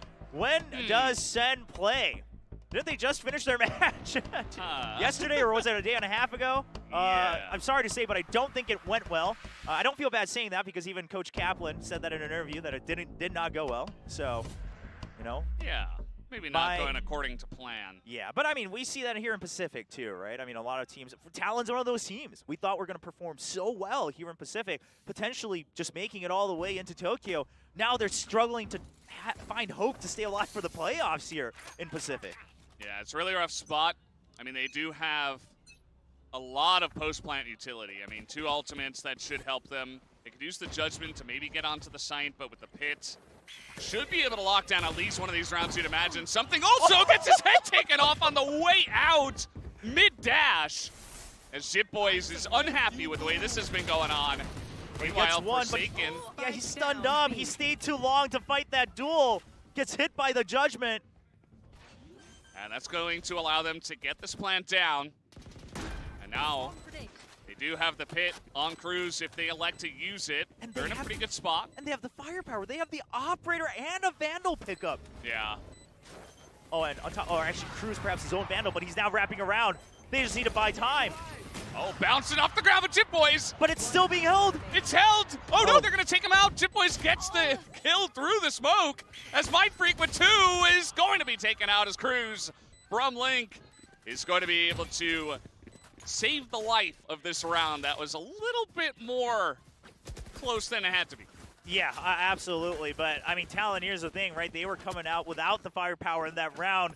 They're able to claw it back. They're able to steal away some of the weapons, you know, bank a little bit more econ in the case that it really goes down to the very last round. Now, that Viper's Pit still in the hand of Cruz. They haven't needed to use it yet, primarily because Cruz is always on the lurk as well. But what I would love to see is using that either as a fake or just to buy a little bit or gain a little bit more control of the territory here. Something clearing out mid with his Bladestorm first. Yeah. Just going to say hello and then back away. Just going to hold on to that in the shorty for this round. Carrying Spike. Well, we've seen what he can do with that Bladestorm, though. It's oftentimes worth more than a Vandal, I would say, in his hands. Mm-hmm. Forsaken just holding down on the B site. Talon taking their time with this one. saying that, okay, their economy's not great. Maybe they go for something a little bit more tricky in this round. And maybe actually an A push would be surprising at this point. Yeah, so they are going to creep towards it. Now, they're bringing crews with them this time. So clearly the idea is to put up the pit. Obviously, A site, you can kind of fill up more of the pit, have some better positioning around it as well. Once again, it's up to Mindfreak. Can he buy enough time? Something's here with him, though. They're just trying to hold the back of sight. Oh, Garnets gets up top and they take him out! He gets spotted on the minimap by Garnets, and Cruz instantly reacts, takes him out through the smoke. Yeah, Mindfreak gonna get aggressive, and the Cove is here, and the pit is down. And Jing now gonna have a hard time. He is gonna throw down fire here, as the spike, though, does get planted, and now Talon in an excellent spot. Jip Boys, I think he heard some of their movement. No. Oh, he saw the barrel. Oh, this should be free, although Devi is looking. He's looking, he swings out, he takes him down. Jip Boys got a little excited at the back of Jing's Phoenix and started just firing on all cylinders. Now, you know, not to worry, Talon, they have Econ to buy back, and Fox will try to find the other angle because now he knows they're expecting other people to hunt through the site. But what a round from Talon. I mean, the spam through the smoke from Cruz, just exactly on point. Then the Viper's pit to take control of Art denies any hope of a retake here from PRX. Yeah. Well, ping from Fox is maybe they're going to poke their head out there into tower, but that is not the case. And 11-11 we go. Maybe some more overtime here for this one. I mean, I remember the last time we casted together, which was the first time we casted together, we had Global Esports and DRX, and that was a banger for sure. Monyet with the, what was it, the 39 kill. 39 kill. Never forget the 39 kills. Rounds. Nobody here is close yet. Yeah, but a couple overtimes could change that. You never know. All right, Talon, they just had that hard strike onto A. Now they're going to all in on B. They've been setting up that turret to prevent any sort of mid-push from the double duelist. Now, PRX already clearing out main at this point. They'll be able to secure that orb if they so choose, but they don't want to make any noise. They're going to try to take all the time they can to push up. And now look at the Killjoy utility on the defensive side as well on the minimap. We have it set up by Forsaken just to hold on to backside. Yeah. Their goal is to just pinch if it eventually goes to B. And it looks like it's eventually going to be, to the surprise of no one, as in goes the little doggy. He's going to scout out the backside here just a bit. But this is going to buy time for the rotation to come in from PRX, as the approach from Talon is quite slow. As the lockdown comes in, they should be able to get this plant for free. Now, they got to remember, they also use that little corner in the back of sight safely to their advantage. Forsaken perhaps relying on that himself, but he's going to have to exit. Oh, he doesn't have time! Doesn't have time. Garnet's not going to give him the time. Savai will trade one back. Cruz got to get aggressive as he's on fire. Jing going to take him out. It's now in the smoke. Poking out as Patty's got a shorty, but uses Bunsvig, going to put up the wall. Brings out the Vandal, but the flash is there. Everybody splashed. Shorty not reloaded. Oh, Pat, he's out of bullets on everything. Oh, Jing. Oh, man. Jing finally going to take him out. Now, meanwhile, the spike is ticking away. Fox. Oh, he has the opportunity. Oh, he gets the double headshot. It's free. And Divide just doesn't have time. He's going to awkwardly just walk his way out of this one, as he doesn't have a chance in the world. Talon will be able to hold on to this round and take the lead for the first time. Yes, for the first time, but when it matters most, being map point first here for Talon. And Valdez, you cannot script these rounds if you wanted to. I mean, the sequence of events is just off the wall. I mean, the Des talked about it, fans have been talking about it. If it's Talon and PRX, you know it's going to get crazy. Well, boy, is it over-delivering for sure. Oh, man. How did they not catch him? And Alex, once again, unhappy, let's say. Alex, one of the coaches around the world that fans love to watch. He's just full of reaction, and you can just tell that he's passionate about the team, right? Yeah. And he's very invested. Something here, he has to buy a Guardian and half armor. Meanwhile, there's double operator on the side of Talon. They had the money. Wow. I'm sure there's a rifle drop somewhere for at least one of them. Oh, absolutely. Yeah. Looks like Cruz is gonna, no? Oh, he went back. Yeah, that's why he went back to spawn. Just traded out for that Vandal. Now, Jit Boys, if he's holding this with the Operator, you got to imagine that the ideal scenario for Talon is to go to B. But I wonder, if no one pushes out, because you have Cruz joining him, do they try to aggress here onto A main? No, it's just going to be eventually a B hit first. Now, it's at the 1 minute mark, so they do have time to rotate if they want. I like the timing here from Talon. Yeah. Gonna flash into the site.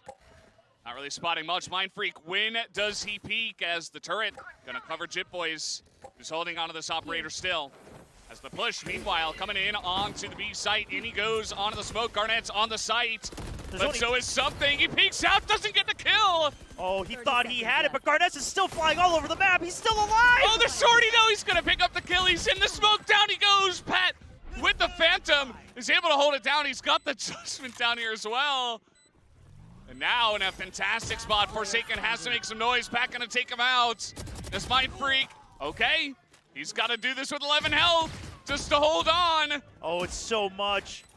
But if he could do it one more time for PRX. Oh, he's coming out. No, it's not gonna happen. Talon will come back. They take the lead and they take the map 13-11.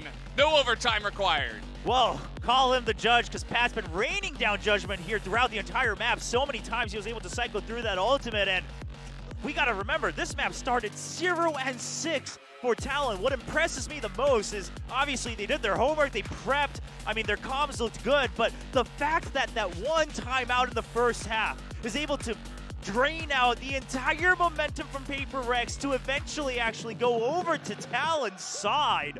An impressive mental fortitude showing here from the Thai team. It just shows you that you cannot underestimate any team in Pacific at this moment in time. We saw it yesterday, we're seeing it today.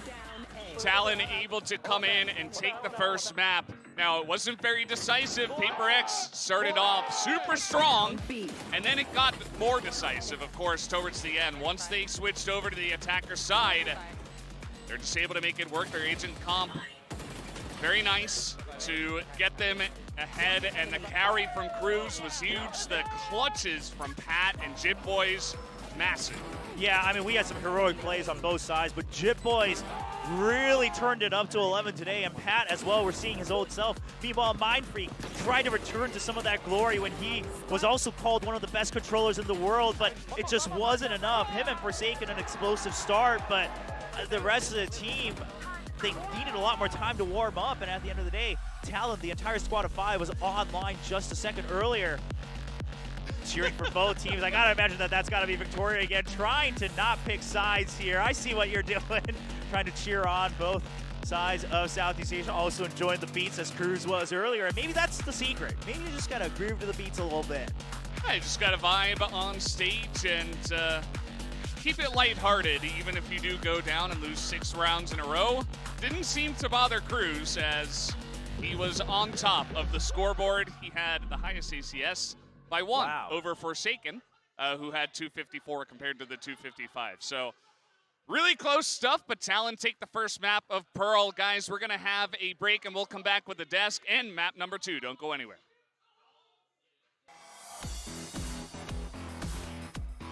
PRX and pushing thing like this, although I do take it out by it is going to be the entire site empty here, as something is in use as Mind Freak again.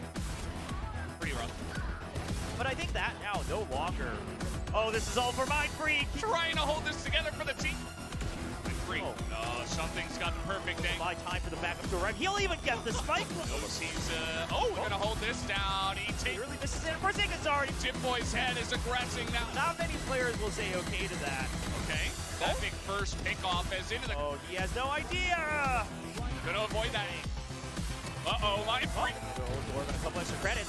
Not gonna get that first one. Aim duels, but. Oh, a nice timing from. All right, Talon heard this though, but if he only gets 1 kill, it's not gonna be enough. He's gotta take out the entire main force. Well, Mind Freak may be able to get 2. He does just a flash. And Fox. Oh, he has the opportunity.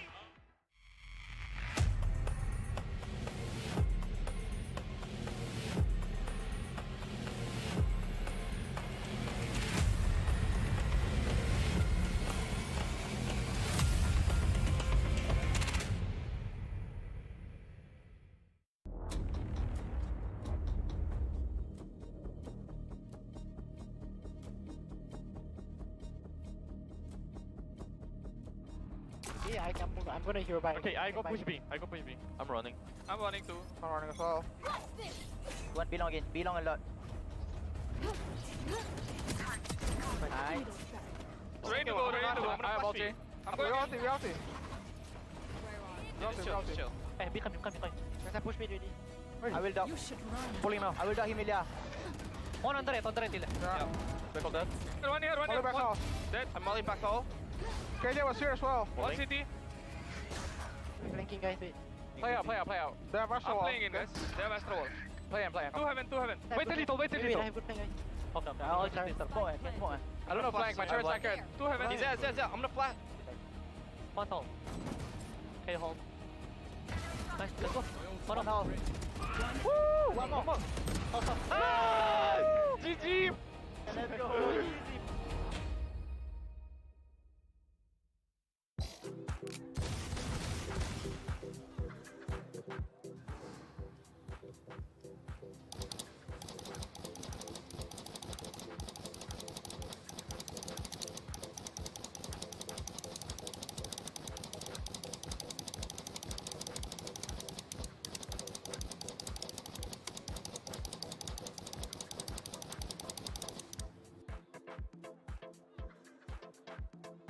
Okay.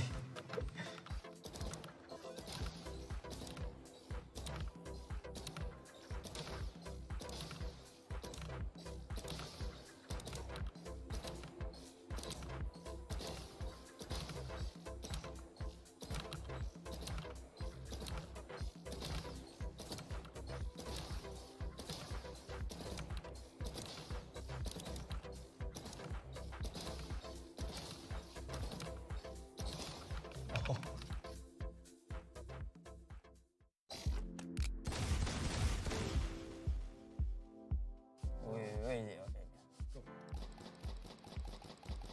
It's boredom time. It's boardroom time. This one 90 lah. No way lah. This is like 70 yeah.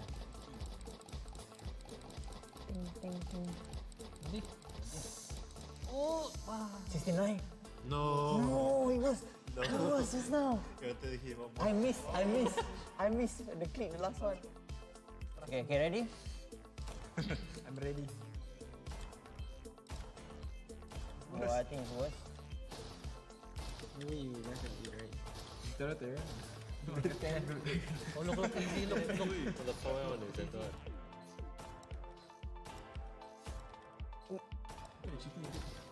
Hey, I win Aaron already lah. Hey, get good bro.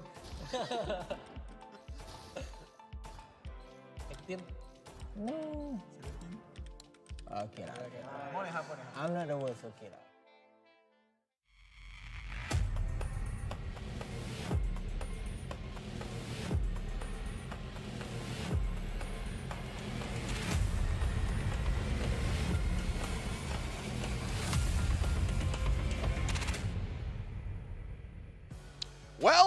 Well. Here we are after map number 1, and it's Talon walking away with a win on their map pick of Pearl. A tight-knit game, 13-11 the final scoreline, but oh boy, they clinched it out in the end. Yes, they did. We started off the first half 8-4. I mean, it kind of looked good for PRX. I mean, the second round was a little bit funny as well, but towards the second half, something clicked. Talon started to chain rounds together. PRX flubbed a lot of rounds, and they lost a lot of individual fights, and 13-11 is the final score. It was really exciting to see, to be honest. I mean, we didn't really even know until just a few minutes before that they were actually going to take it. We thought we might even end up in overtime back here.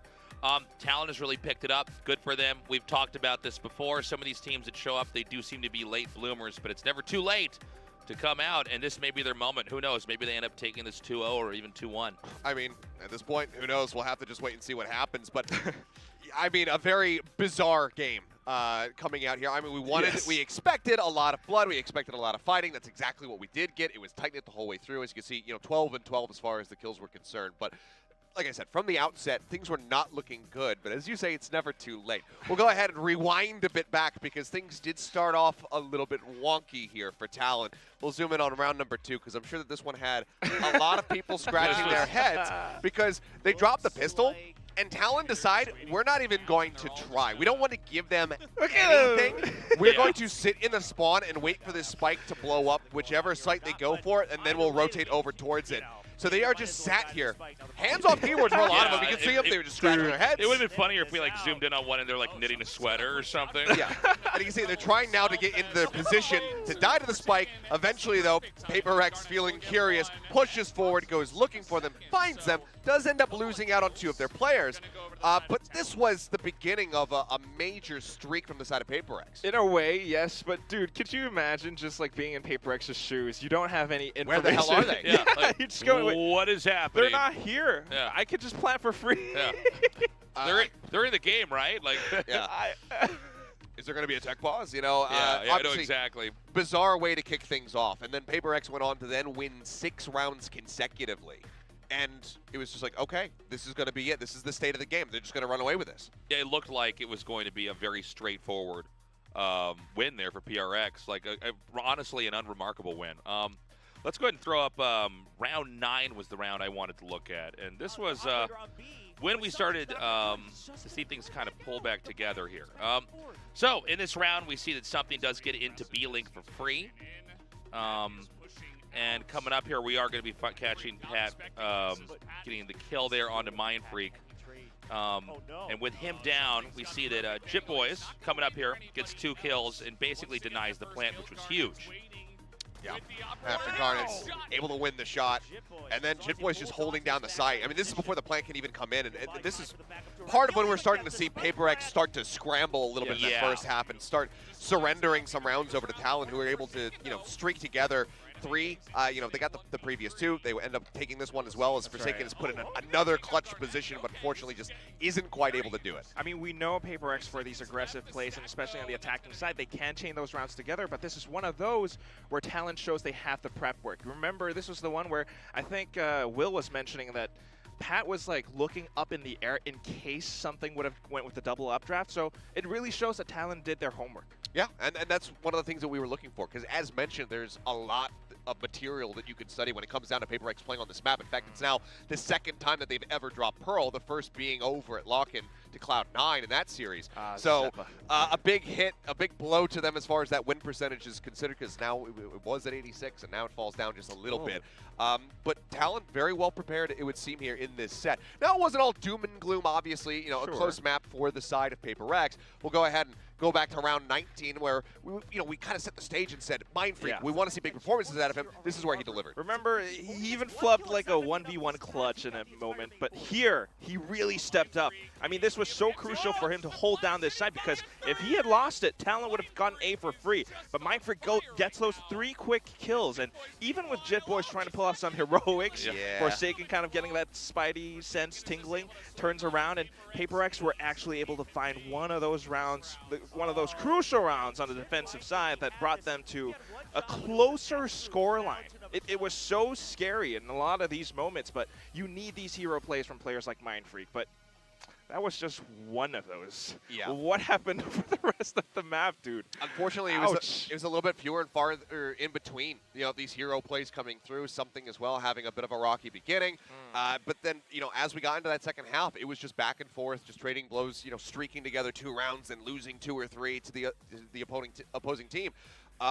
And this looks like very rocky territory here for PRX. This is a map that we have seen them crush people on. We saw them devastate T1, just holding down W, being able to smother them. And as soon as they got to that defensive side, it feels like the threads just started getting pulled and the sweater came apart. Yeah, we're starting to unravel everything. I mean, you can see in some of these strategies that Talon really knows how to play around the map as well, knowing where PRX might position themselves, knowing where PRX might push. And the round that Nick talked about was one of them, but this one is interesting as well. Let's throw up round 23, because this is one of those that really cemented how Talon starts to cement their lead in the end. Yeah, I mean, obviously you have the fight coming through. Pat trying to hold close, but he's got no bullets remaining as Jing is eventually able to pressure him out. But in the meantime, if you look at that minimap. Fox comes in on this flank. It's 11-11. The stakes are high. PaperX have the man advantage, but this backstab from Fox is absolutely everything to be able to get them the round win. So while it might not have been the flashiest performance, it might not have been the most kills, when they're in a tense moment where Talon desperately need wins and a hope to make it into playoffs, Fox, we end up giving key player because that flank basically won them this map. I got to point something else that we haven't really touched upon, but I'm sure if you guys watched that entire match, you saw it. But PRX coach looking a little tilted. Definitely starting to get frustrated. I think it was around the 4th win that Talon had, where you could start to see him, clenching his fist, getting frustrated with the players. And I'm curious how that plays out backstage. I mean, it's got to be stressful, right? When you're coaching, you send these guys out, and obviously you could pause the game and try to give them some input, but ultimately they have to get the executes there. And so clearly coming into this, the coach thinks that this is a team they should beat. Obviously, they have to beat every team, but this should be one of the more doable ones. Yes. And that frustration comes out. I mean, I've been with them last year as their team handler. I know what their comps sound like. I know what the coach is like. He's a really passionate guy. Outside of this, he could be, the nicest dude ever. But in these moments, we see it. We watch those plays happen before our very eyes. A lot of crucial rounds lost due to just mistakes of anything. So you have to get a little bit upset at that. But at the same time, I mean, for Fox, I think Cruz and Pat as well, they had a lot of those moments where they really stepped up. Cruz even getting shots out of midair. That's insane. Yeah. Exactly. That nice sheriff shot on something as he's trying to dash out, which is gorgeous. And that's another moment where it's just like, it feels like Talon is out, but then they pull off this effective thrifty. They carry over a hero rifle, but in fact, it is just going to be Jip Boys at the end of it all who puts them in that, grabs the operator, finds some more frags throughout the round. It's just great stuff right now that we're seeing from the side of Talon. And PaperX, this has to be a scary position. As we were talking about in the pre-show, their schedule doesn't necessarily get easier. In fact, this is pretty much the easiest remaining matchup that they do have because they still have Genji, they still have Zeta on the horizon. So if they're not going to be able to level it up and win this next map and take this to 3, it's heavily concerning for their future and their potential playoff run. And if that does go south for them, I mean, we've talked a lot about these teams that didn't look that great early on, but then they started to blossom and they started to really deliver and look great. We could have the reverse for a team like this where they actually start out strong and then it's all downhill. Hopefully for their case it doesn't happen. I mean, but that's kind of what happened to Talon because they had this huge peak over at Lock-In, and then they come into Pacific, and it's just like, whoop. Guys. But now they're rebounding a bit. It's a roller coaster is what it is. For both sides, we're just going all over the place. But for one of these teams, the track isn't finished, and they might end up dying. I mean, look, no matter what, the base of it all is that from, outside of like DRX, Genji, it's just nigh impossible to predict what the hell is going to happen to the rest of the teams when they face off against one another. Never. Yeah. And even then, Genji thrown into question after their series yesterday. But we'll zoom back in over onto the stage because we're obviously not done yet. Talon did elect to go for Pearl. That's them securing their map pick. Now they get taken to Split. PaperX identifying some weaknesses, also showing plenty of strengths in their own play in the past on this map.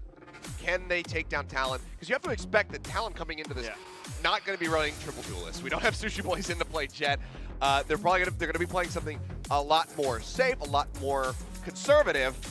But have they fixed and shored up their issues to be able to get this map cleanly to find a 2-0? With two teams like this being this close, that pistol round is going to be so important. I'm curious who's going to win that, but I'm also curious if Talon loses that pistol round, will they camp and spawn again? Oh my God! I forget what side selection they have. Question. If they're on the defending side, maybe they just go for that again. But PaperX will probably be a little bit more prepared for it this time. I mean, no, what's going to happen is they're going to run to the side and be like, oh my God, they're not camping at their own spawn. No, they're in our spawn. No, I'm kidding. I think this is one of those things where we really expect a lot out of PaperX, knowing that they play this style, knowing that they always go for this double duelist. We saw this last week against Global. Meanwhile, it's a new look for Talon. They're trying something more standard, something more reserved, a little bit more controlled. Perhaps, maybe, they might just take this home. They may be able to do it. We'll have to just wait and see. Sageless on either side. Pat back over to the KO. Something that we have seen him pick up in his big lexicon of agents that he's played so far here in Pacific. Doesn't seem like we're going to be adding any more here today. But the players are ready to jump into the action. The 2-0 on the horizon. We'll see if Talon can close it out or PaperX can fire back. We'll go ahead and hand this over to your casters, Valdez and William. Thank you, Deskers. We are once again Valdez and William, and this is going to be game number 2 of Talon up against PRX. PRX losing that one 11-13. Their coach wants revenge. Yes, They yes, all he want does. revenge, but Talon might not let them. They might not. I mean, we see the prep they've done on Pearl. The desk was touching upon that as well. I mean, surely they've shored up their split. Now, they've shown it twice so far. Once against DRX, which I know Achilles likes to forget about. And then, of course, against Global Esports. And they weren't good showings, neither of them. I mean, even if we don't count the DRX one with the triple duelist composition, they changed it up here, bringing out the same comp as today, and they still only got, I believe, 6 rounds against Global. See if that changes today, as we do have Jit Boys playing the Astra and Cruz now playing the Viper. Yeah, going to get pretty interesting here. We have seen in the past Cruz hopping onto the Astra. We have seen the KO before from Pats, as was mentioned. So, yeah, definitely a more reserved composition of agents, a lot more control. We'll have to see if it works out for them. They will have double flashes available with the KO in the sky. Oh boy, they're just gonna send it. They've got double blast packs here from Garnett's. One's already down on the floor. There is the high angle flash drive, and he can't get the first kill. Yeah, pretty rough. Does spot a couple of guys at least, as Little Doggy's gonna get some extra action, something with the second kill. Now Pat finally able to pick off one. Jit Boys as well, making it interesting. Pat gets another. They take out Jing. And now it's all up to Mindfreak.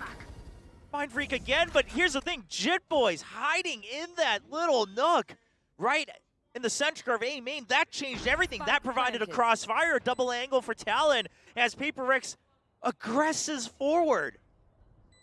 And now Mindfreak. Jit Boys is low, but it's still a 2v1. No more stars. All right, gonna play some stars, see what he can see. Finds one and gets Oh, flashed no. immediately. That wastes all the time he had on his own utility. Yep. Gets sucked in, and that's going to be the pistol round. Going over to Talon. They did, if you guys remember, they lost the first one, but they won the second one, which actually started off their big comeback on the attacker side of Pearl. And now they're going to start off with a win here on Split, as that one over the top. I didn't even see Forsaken there for a second, but I guess Pat did. Gets the kill clean, right above the Nebula. Pat's dialed in, Jit Boys dialed in. I mean, quite frankly, everyone on the side of the Talon, last time they were playing, most of the players not able to perform, really only Garnets and Pat putting up some numbers. Times have changed. Talon are beginning to find their footing here in VCT Pacific. Cruz talked a lot about their mindset coming into their last match, which they were able to win, and perhaps that change in mindset and a bit more comfort is leading to them actually playing 100% of their game, which is exactly what you need against a team like PRX. Yeah, I mean, again, we can just tell, even if we can't hear it all the time or understand all of their comms, the comms seem to be a lot more in tune. They're using the map in a much wider sense, especially compared to PRX, who does like to slightly tunnel vision, trust their aim maybe just a bit too much. Now on Pearl, of course, that was partly the composition with Phoenix. This time things are different. Something does have that Marshall. Okay, that's not going to work out for him. Has a little bit of damage.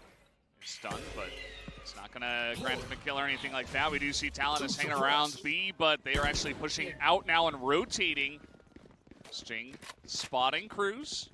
Yeah, not sure if this is the area you go into, though, when you have the longer weapons. You got to expect that. A nice swing out from Mindfreak as well, and Jing! Guys, Jing's just going to win this with a shorty. Device got one as well. He's spotted, though. They are able to take him out. Jing also does get paint shelled in there, but that's already 3 kills. Something on the back of the site. Maybe he makes some magic happen. He's got a classic now, gets one. But time. Traded. He has to hold it. Has to hold it. Forsaken knows this.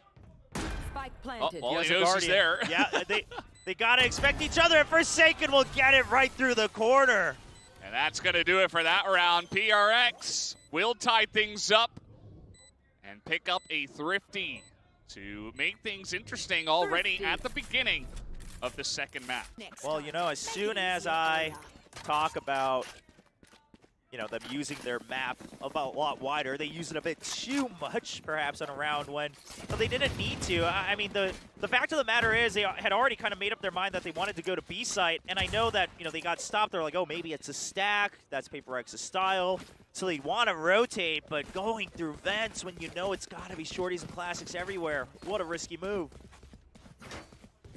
Very risky. Also, it's towards the end of the round, so you got to rush in. You're making noise. It's very easy for Jink to just sit there and poke out exactly at the right time and just get a bunch of shotgun shells into you as Mind Freak is going to be isolated here, very far out. Yeah, a bit of a, I mean, the jump peak was wide as well, but it wouldn't have mattered. They were already way up close against the corner, and that is going to be a Vandal picked up for Pat. It's going to make things very interesting. They have a lot of ways to enter sites, obviously. They still have Fox and Pat alive. And multiple flashes, 3 still held on to right now, so you have definitely ways to initiate onto these ones. Or maybe you just get sprayed down in mid, and you lose your Vandal. Oh, I see also an option. Jing is a man of taste, going for the Dance Dance Fever or whatever it is this version is on the RES compared to the Knockout. See if he gets that finisher. No, he will not. No, Forsaken just going to take that one down as PRX 2 in a row. Now that was, eventually that kind of eco round here for Talon. So nothing too lost on that round itself, as they did get drifted in the round before. But now they do want to climb back. I mean, I'm sure they were very happy to get that pistol. We talk about it all the time. Split a very hard map to start on the attacking side. Now, it was their choice, though. So clearly, I think they have an idea of if we can just, get a certain number of rounds, we'll be able to get through on the defensive side. Yeah, absolutely. We'll have to wait and see if they can get any more, or if PRX are going to begin to take off with this one as well, which is kind of what we saw in map 1, obviously on opposite sides. Talon making some noise, tapping the orb, and they trade 2 for 2. So everybody's got rifles now. Yeah, the Seeker's online, though, for Fox, so that will give them the information that we have members here. They now see all the Seekers going up through heaven. Oh, and they were trying to plant Cruz all the way deep in A site for a second option, but he gets taken out. They have to now go to B. Now these Seekers already, I mean, all Forsaken has to do is follow his own Seekers all the way here to B site. That's exactly what he'll do. The retake, looking to come on in. The shot into the Seeker. Jipboy's going to back off, but he's alone now. Picks up 1 and will not get a second. I see a stun on the backside of that. PRX, 3 in a row. Talon trying to rush their steps just a tad bit is what it feels like, even when tapping the ult orb. Having both members holding a closer angle, trying to expect people peeking out from further behind. You didn't expect the close range jiggle from something. I mean, of course, part of that is hindsight, but you got to start to imagine that thoroughness we saw in Pearl, right, where they're really setting up for better trades, has to come online just a bit quicker on a map like Split. Yeah. Fox gonna... Okay. All right. Birds on the loose. And now, Talon pushing through mid into vents. Jing now pushing out here himself. Yeah, a bit of a over-aggression considering you're the one with the rifles, but obviously on a map like Split, you can't blame them too much. They have pulled back in time. Now this is the type of change you want to see from PRX. They didn't silo themselves into a main. They've pushed them out, and they've regained control of Heaven. And during that, look at the middle of the map. They chose to push out a B main at the same time, but Garnets wins that duel. That changes everything. It's a massive start. He gets his ultimate. Now they're looking to actually push here onto the A side as Pat gets another. That's a headshot there. Forsaken tries to shore it up for the team, but they're already on the site, and this is going to make things very interesting. Jipboys goes down essentially for free as the spike is planted. The no command comes out, but again, it's a rough post-plant position. They're all stuck in elbow, but Fox gets 1. How do they keep doing this? 3 headshots with the Sheriffs in a row. Fox on the backside, he's very low, so low in fact, and he will be taken out. As Talon tries to make it interesting, they take 3 rifles away, but PRX inevitably will take down this spike. Oh, a rough one. I mean, that was, you saw some signs of life, some signs of hope here for Talon to try to strike back. Now, the rifle's being taken away. We're already in that position of the map where PRX have kind of run away to the bank with their creds. Not going to affect them too much. But, I mean, again, I think one thing we can take away is Talon is not going to shy away from these aim duels against PRX, right? I mean, Forsaken getting a little hyped up, but Talon, they're happy to go for these headshot battles, and they'll win a fair share of them. And now that they also have their rifles, I think, again, this might be the time where Talon decides, okay, momentum, time to come back to our side. Well, they're going to be running straight into something who's picked up an operator. He's holding a very thin angle here on the backside of the site, but... Oh, no. It doesn't tag anybody. Oh, they think they can just rush in, Garnets. Well, Shorty, he gets one, and he gets out. That is huge on the push. Cosmic Divide is in, and Talon is as well, but now up a man are PRX. So they'll be able to get the plant, but it's going to be a 5v4 on the retake here in favor of PRX. And the positions, they can only hold on to Garage, but even then, you have Fox constantly watching behind. In goes Jing. He's able to pick off one, but traded. Yeah, Talon in the smoke as someone's up in the sky. Something as the... Oh, no! Oh, no, he isn't able to hit the shorty shots, and down he goes to Mind Freak from up top. PRX holding on to their lead.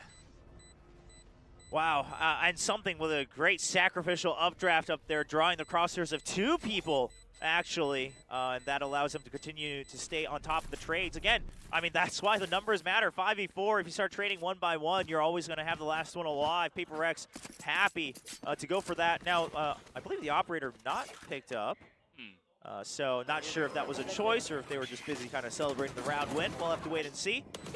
He was holding. I thought maybe they just weren't able to find it or something. Perhaps, yeah. Now, again, that's one of those rounds where obviously we can say this in hindsight, but it goes to show that Talon is rushing things a bit. They go for the guiding light, which I don't believe would have checked all the way back sight, right, behind that box and around the pillar. It couldn't have checked every single angle. One single guiding light just cannot do that. And they just decide, okay, no one's close, so they send Garnets in, but that's plenty of time for someone to have gone into that nebula. And Garnets is just a step shy. He has to walk into it, gets taken out with the shorty.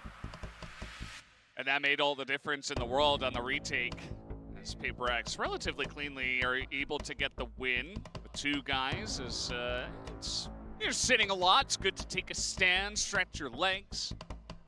Matt knows all about that. So should you guys. Yeah, it's very, very important to remember. You don't want to be sitting for too long in a row. Not good for your health, which obviously that's how you continue to play more Valorant in the long run, to stay healthy, right? Yeah, exactly.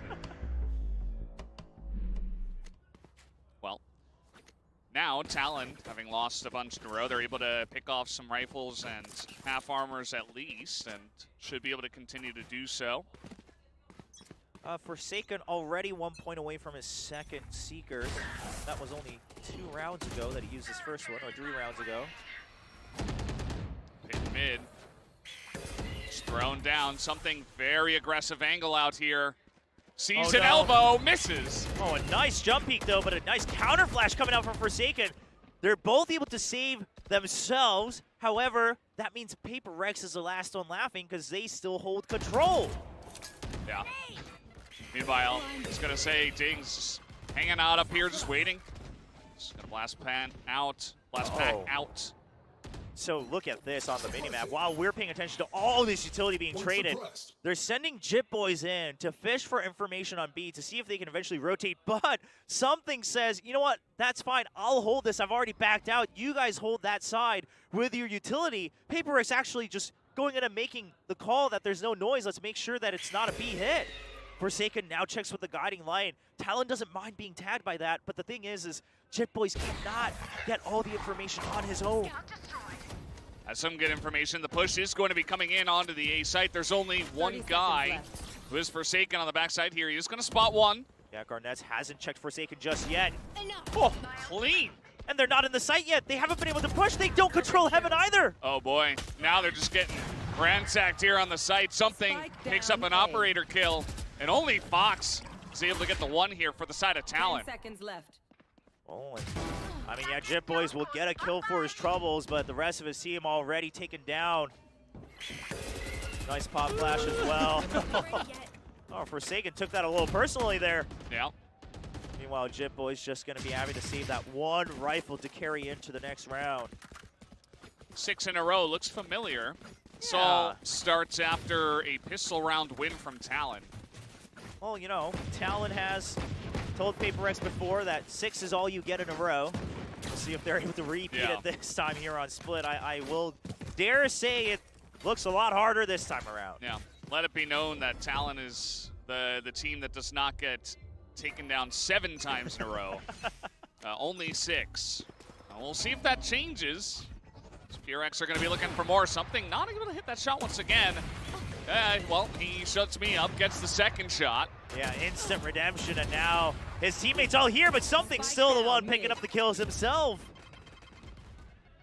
And that should be good enough. Jip Boys has 16 health. Garnets has a Sheriff. So, yeah, they're just hanging out here. Maybe they can get some pickoffs. It's not going to happen. This is looking flawless. Garnet's being sprayed down. He actually picks up 2, but still 7 in a row to the side of PRX. All right, Talon. I mean, you now have your Seekers, right? That's one more thing to work with. You've had that pit, but of course that's hard to use a bit more proactively here on the attacking side. First, we'll just admire these crazy flicks from Something. But man, Talon, they've got to sort this thing out. I mean, they've actually been kind of doing what PRX was showing us on their defensive side on Pearl, which is always a 4-1 split. Eventually, just vie for that rotate, and PRX is ready for it. Garnet's good spot, but he can't land the shots. Change is going to take him down. And Something gets a free pick in mid once again. Make it 2, as Zavai is getting another elsewhere on the map, and PRX are really just smothering them out now. It is not close anymore, William. Yeah, I mean, and quite literally, too. Look at where all the deaths are. I mean, Talon haven't really made any progress towards the site here. Finally, Pat will be able to get into the site for free, but that should just, he smells it. That means there's more coming from the other side. Instead of getting onto the site for free, he elects to come back and gets taken out by Mind Freak. So, 8-1. And of course, the first map, Pearl, that was Talon's pick. They barely got the win. They avoided overtime, we could say, with the 13-11. Now on PRX's map pick, they are just proving that they are the stronger team on Split, at least. The much stronger team. Yeah, I mean, you can't put it any other way. This looks very one-sided. Now, even considering Split's tendency to be defense-sided, Talon needs to win the remaining 3 rounds for us to say, okay, there's a good chance. I mean, if it goes to 9-3, I would have to say that it's not looking good for Talon, especially when we know what PRX can do when they sit in the driver's seat on the attacking side as Divide just gets 2 kills in a row. No shots, not a single one landed. Finally one through the smoke. Is going to take him out as Fox, once again, between a rock and a hard place. He's got a 4K, but looking to come out here. Something with the 180 no scope, I guess. I don't know. That was just, he's kind of just styling on them now. Something. Oh, you don't have to do him dirty like that. Wow. Just making sure he can set himself up for the kill with a shorty, obviously operator in his other hand. I mean, here's the thing. A lot of people were saying after the first map, maybe PRX just disrespecting Talon a bit too much, but then you see plays like this, and you can't blame them. They just feel that they are supposed to be the stronger team, the better players. Yeah, I mean, you look at their star-studded roster. It's hard not to believe in them. I think it was pretty shocking for a lot of people that they even dropped the first map, but Talon was able to fight back. Not the same story. Talon, they've got 5 ultimates. They have rifles. All of them have full armor. If you're going to win a round before the half, this is the one. Yes. So yeah, I mean, this is the one chance you get. It. Then I'm really scratching my head. Yeah, you're not going to have entire full buys in the next round. I mean, maybe you keep your ultimates, but that would just mean that you didn't have a chance to use them this round.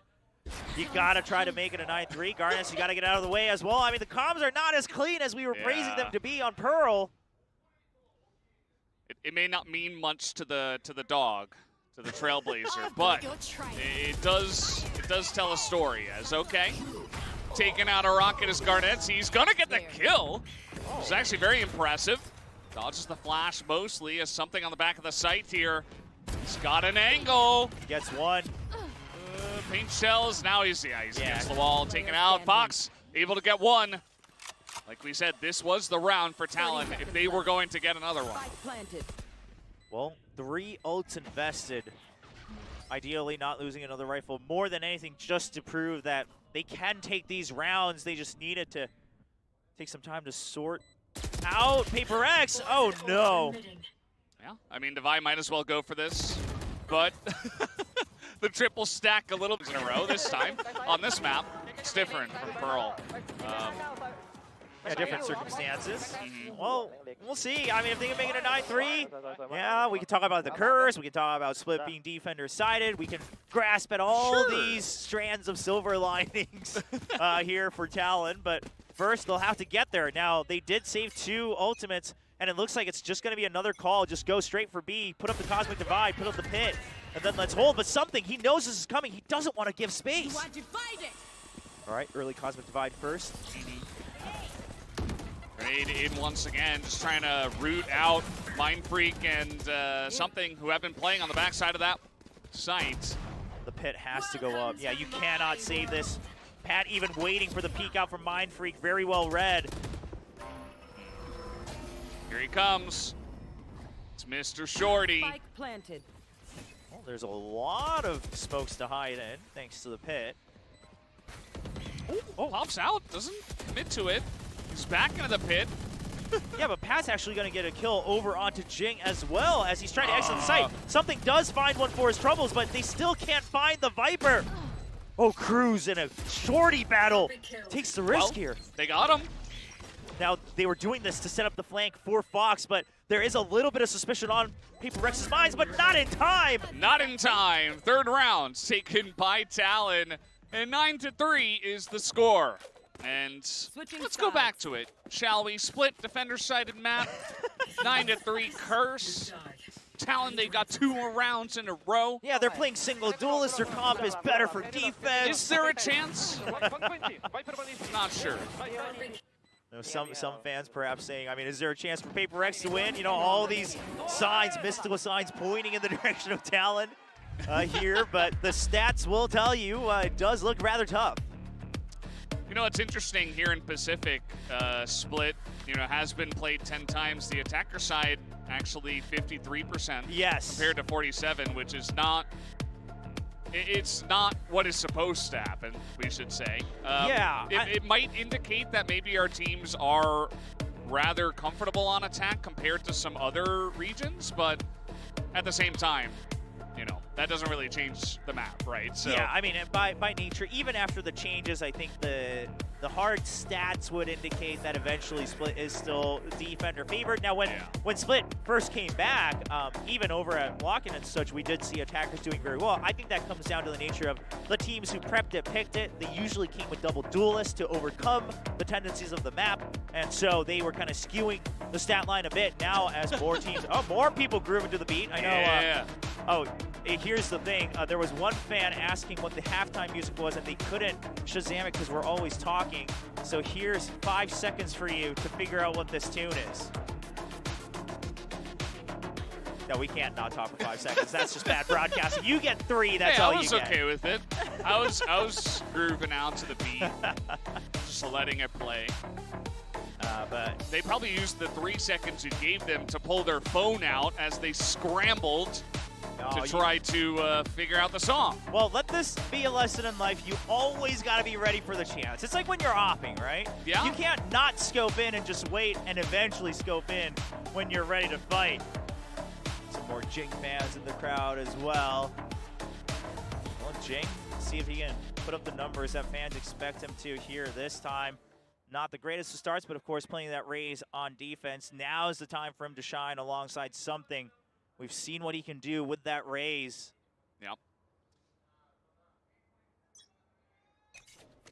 Let's see how this one is going to go. The pistol round, if it gets taken by PRX, I would expect them to run away with this one extremely quickly. Jokes aside.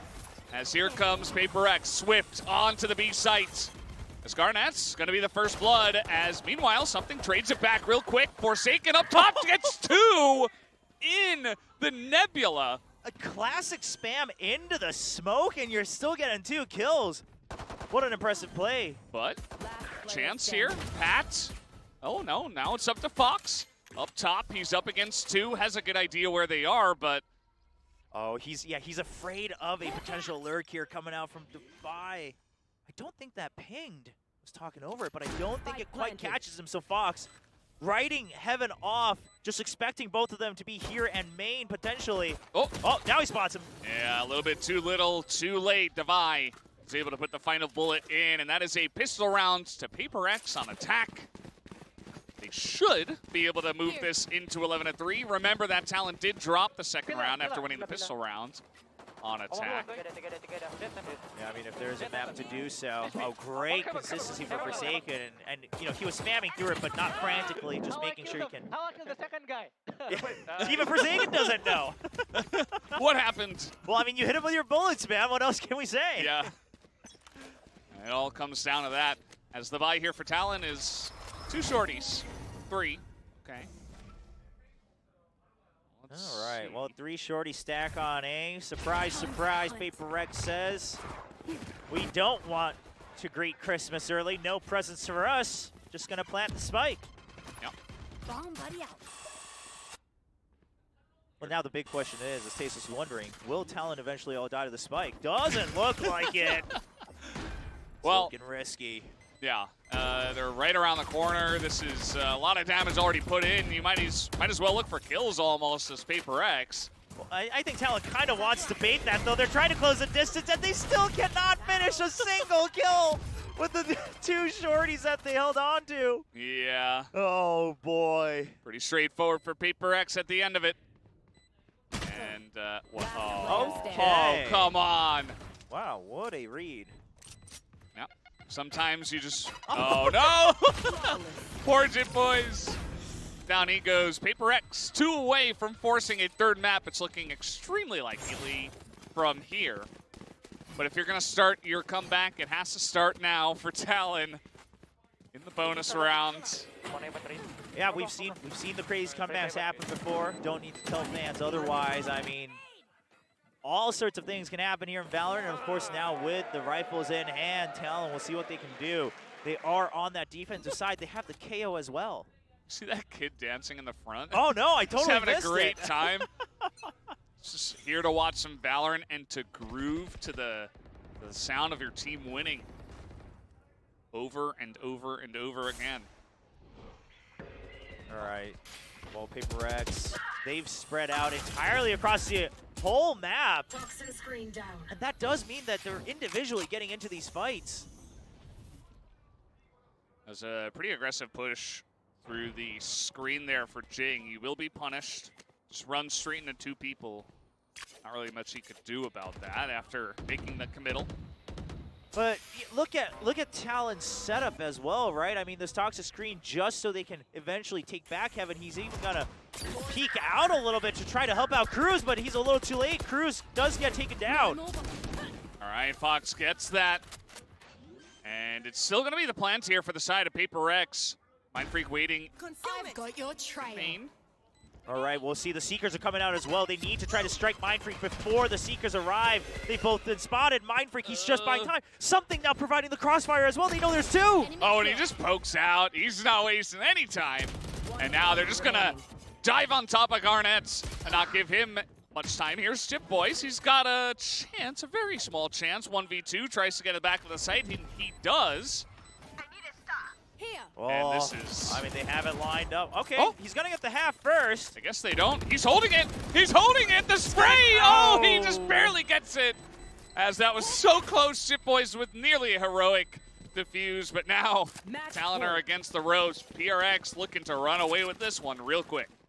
Yeah, almost actually working out that they didn't hit him at all in the first, spray. Jit Boy's thinking that maybe then he'll have a chance to be able to just hold it all the way through, but Forsaken saves just enough bullets to jump into the Nebula. PRX looking a lot more relieved than they did after Pearl taking their map pick potentially here at a 13-3 scoreline. Yeah.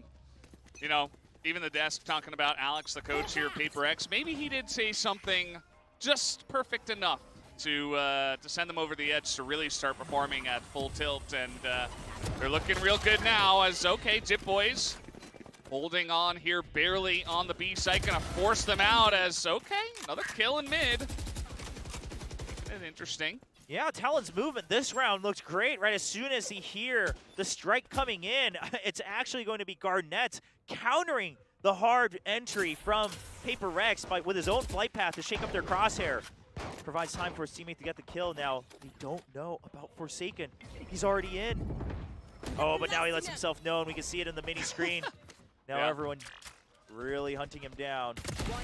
Pretty literally everybody. I mean, they're all looking over there at the B site. So now it's Jing. He's going to reveal himself too. 1v5. Well, Talon, if they can chain together these flawless rounds, that would be one way to make a incredible, miraculous comeback. Oh, the timing's in his favor. Gives it the old college try, but not good enough. Takes out 2. Talon, they're back on the board once again. But, yeah, just 8 rounds in a row. I mean, PRX did 10, or I guess the 9 on the defender side. Yeah, anything's possible here. Now, we do have to remember the Sabadon Pearl as well, where Talon was winning rounds but losing weapons, so they were never able to fully stabilize economically. But all that, quite frankly, out the window, because if they lose a round, it's over, and we will be going over to Fracture for map 3.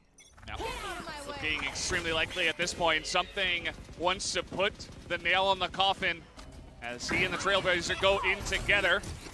Firing the hole, Jing looking for a target. There's nobody here. They have cleared the site. Have Talon, they will let them plant. Now, they can't fully take control of screens yet. That's why they're vying for that rivalry. Meanwhile, Mindfreak making sure that he doesn't give up ramp entirely, but the retake very possible here from Talon. The big question is Defy, he's actually going to try to flank all the way through mid. PRX, they just have to get enough time for their Viper to return to them. He's going real slow, too. That's the first hit from Forsaken as Garnett on the backside here. Something gets a knife in, but traded back and a lot of action in main. The Seekers are out. Oh, but the Seekers will spot him. Something, he now knows he needs to buy even more time. He's going to get one! It's huge, and Jip Boys again, he's left alone. He knows heaven. Fights one. Kill. Needs one more. There's not enough time. He has to hold it. Have time. That's going to do it. 13-4. PRX are going to strike back, and they strike back hard with a very decisive win on their map pick of Split. We will be going to the 3rd map tonight, which will be Fracture. And with a performance like that, PRX got to be feeling real good about their chances in the series.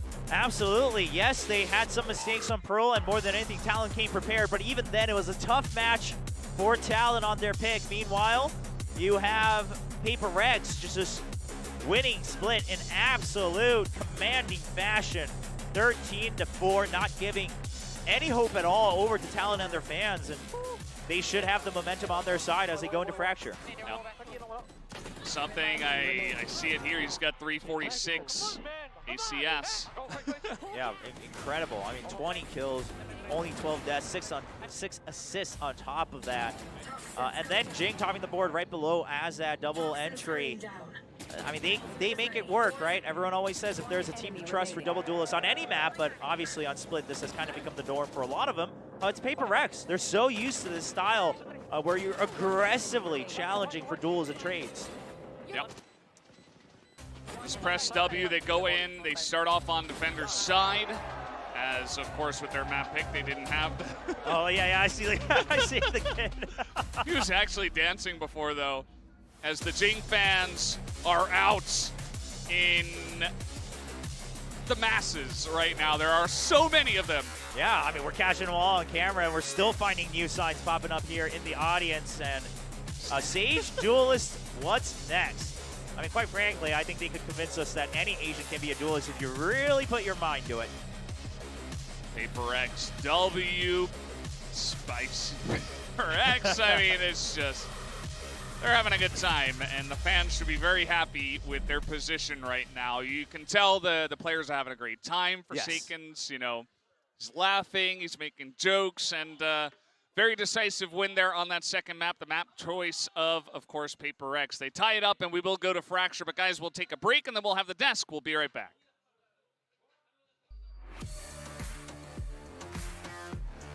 Well, making an interesting package. Sure, this is the area you go into, my freak as well, and Jing! Magic happen, he's got a classic, now gets one. They gotta expect each other.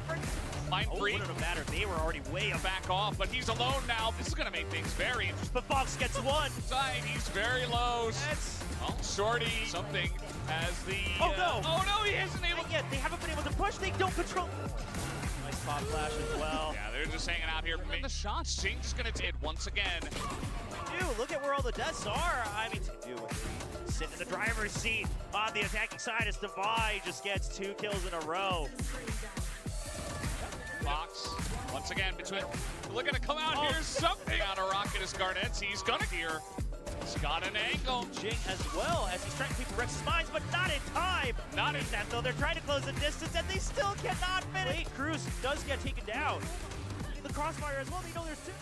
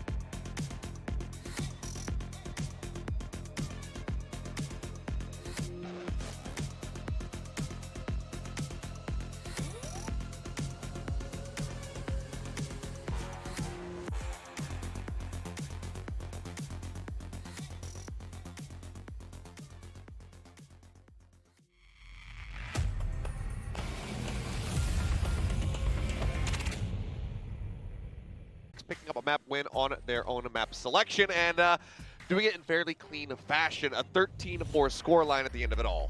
Yeah, look, Valorant's one of these games where maybe, you know, you slack off a little bit early on and suddenly a team you think you're going to beat, they start to pick up wins. And then it becomes a lot more of an uphill fight. Maybe that's what happened in the last map. PRX came into this wanting to crush FaZe, and they did.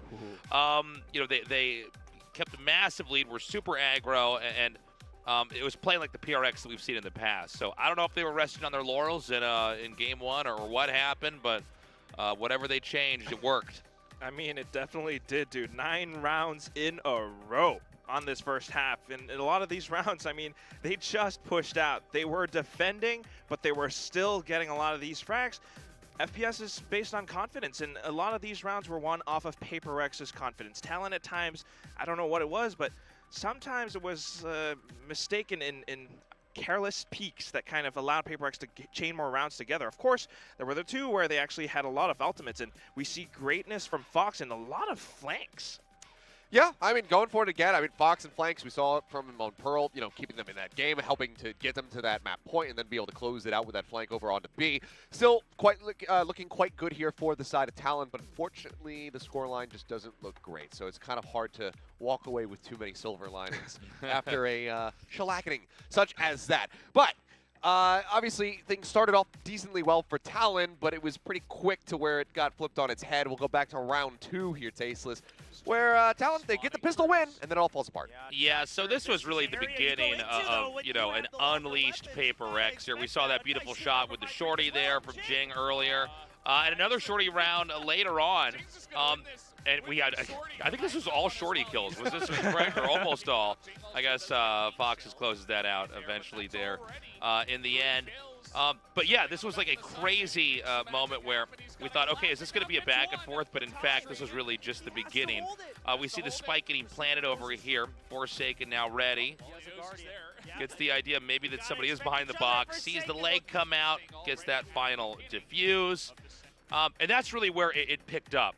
And it did not stop for a very long time. We saw so many wins after wins after wins after wins. Yeah, the beginning of the streak, and at a critical moment as well for Talon, who, you know, given what we've seen, obviously not quite as defender-sided as it has been in the past for Split, but still, you expect to get the majority of your rounds when you're on that defending side. So losing out on that anti-eco round as Talon, it hurt them a lot, took a lot of wind out of their sails. You know, any win that they had at the very beginning by taking that pistol, completely snatched away by PaperX. So brutal little reply from them. And like we said, kind of just set the pace. It wasn't all doom and gloom, though. I mean, in previous iterations of Split, a 9-3 half, we would say, okay, that's recoverable as you get ready to go over to defending side. But at least at the very end, Quack, they were able to get that third round, locked in. I mean, it's a lot of these rounds won off of the ultimates that they kind of kept. This Viper's Pit was instrumental in allowing for Talon to gain control over the side, keep control over the side, because Cruz really, really helped them stay anchored into this area alone.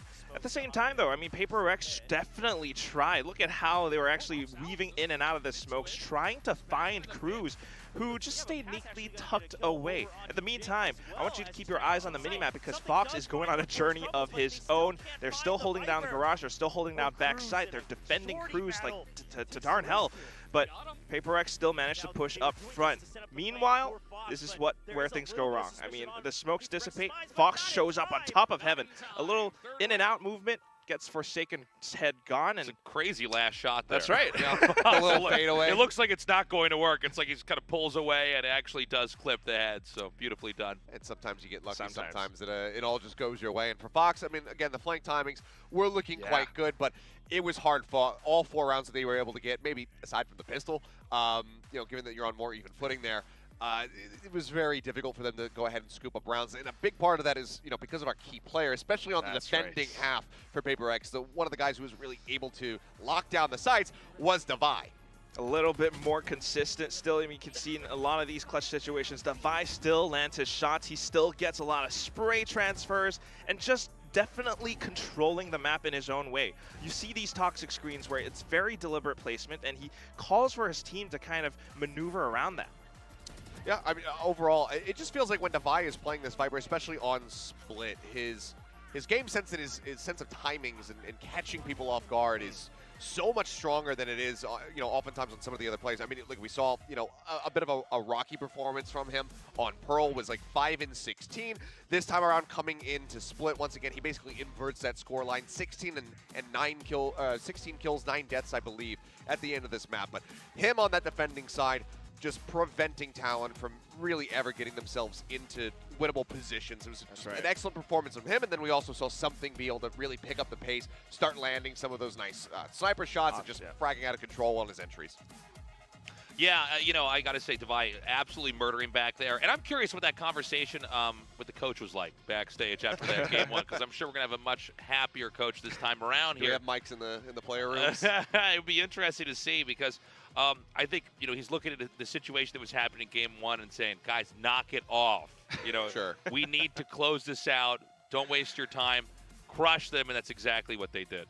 I mean, now the question and the onus is on Talon as to whether or not they're going to be able to rally back after this kind of one-sided affair. Granted, we did see them be able, you know, it was Pearl once again when they were playing versus DRX. We saw them bring out the triple duelist attempt on Split. That didn't go well. It was a very one-sided match. But then they were able to rally back and at least make that Pearl versus DRX a little bit more competitive. So the question is, can they do that now versus PRX, or has PRX heated up too much and have they become unstoppable now? That's the thing, right? Okay, look, my heart rate might have stabilized a little bit watching Split, but Fracture is a whole different story. You talked about PRX heating up.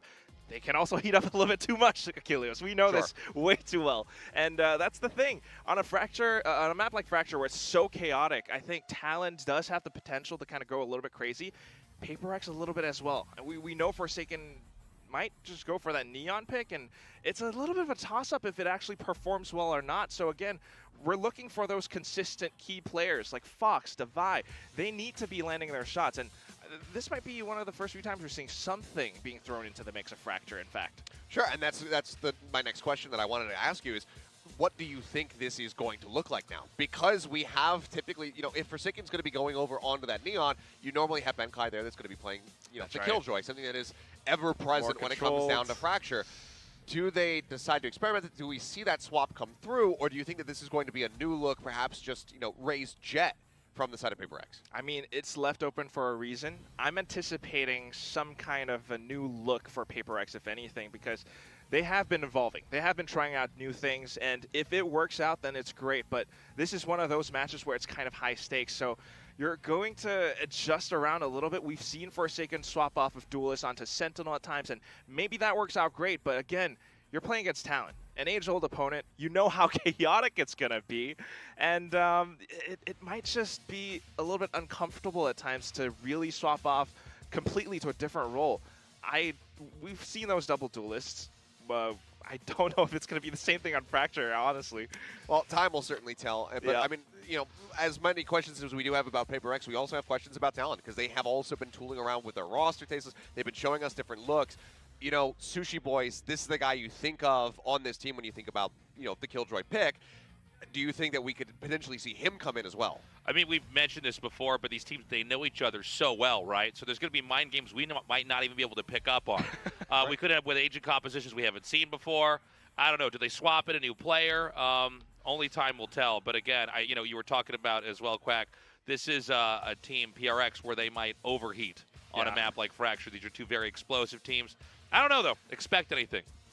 Well, I'm really curious to see what they're going to do. Because obviously we have seen Jit Boys play Cypher, and we've seen some Cypher play on Fracture. So that part makes sense, but if Jit Boys is playing Cypher, then who's playing the Breach? Right. So it feels like there's an interesting conundrum here, and we have to just wait until we get into the Agent Select to figure out what the answers are going to be. So as mentioned, Fracture, the last thing standing between these two teams and a victory. PRX looking to add another one to the tally and pretty much cement themselves in for those playoffs. Talon desperately clinging to the hope of running it back. That's why it's so important. That's why you are at the edge of your seats. Your eyes have to be glued to your screens, because this agent composition could be very telling, but at the same time, the result is something that we're all kind of waiting for, or grasping for, and you can just never know between these two guys. Yeah, I mean, remember, like, Talon right now, they're 1-4. PRX overall is 3-2. We're talking about who's won the best of threes in the weeks we've gone through. If Talon leaves tonight going 1-5, I mean, you could be a fan as long as you want, but you got to give up on your hopes of them, you know, getting deep in this tournament. I mean, eventually they're just going to get flooded out. PRX is hungry to try to move into that upper echelon. It's so important to them. When we came into this tournament, we were putting them maybe top 2, top 3 teams. They could get back up there, but right now they are certainly not, and they need that win. Yep. Well, as we can tell, no swaps whatsoever, so it will be a bit of a different look. And okay, Jit Boys is going to be going for the Cypher, and Pat is going to be playing Breach. Pat on Breach, something on Breach. First time he's played a non-jet, non-duelist role, so that's going to be interesting as well. And of course, PRX sticking to their double duelist looks, but yeah, I mean, both sides trying out slightly different things, but My gosh, Pat on Breach. This guy has played everything at this point. I feel like he's able to do it all.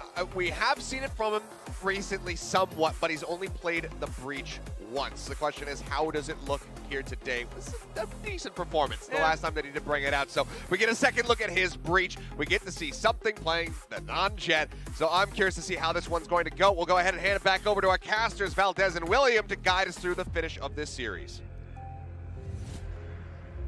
Thank you, Achilleos, Quack, and Tasteless for bringing us through that. We do have a third and final map. This is going to get pretty interesting. Obviously, all the talk of overheating and all this stuff. I do think that in the 2 map 3s that we have seen from the side of PRX, they have looked quite strong. Yeah. Will they be able to get another one here tonight? It's certainly leaning their way, I think we can say at least. I mean, the momentum is in their favor off of that split, of course, winning in commanding fashion. Now, the big question is something. His first ever Breach. I mean, Quack mentioned, of course, he's only been playing the Jet here. He's mostly only ever played Duelist. I think he's played Chamber just once or twice before in the history of his career. Yeah, but now Breach for the first time in an official match. Let's see what he's capable of now. One team that comes to mind when we think about those kind of agent swaps is, DRX or even Global Esports, right? We always kind of harken back to that interview from Bazzi on Global saying, since I've played Duelist, I know how to support the Duelist, the entries on my team. Well, if anyone knows how to entry, that's going to be him. So we'll see how well he can support Forsaken and Jing.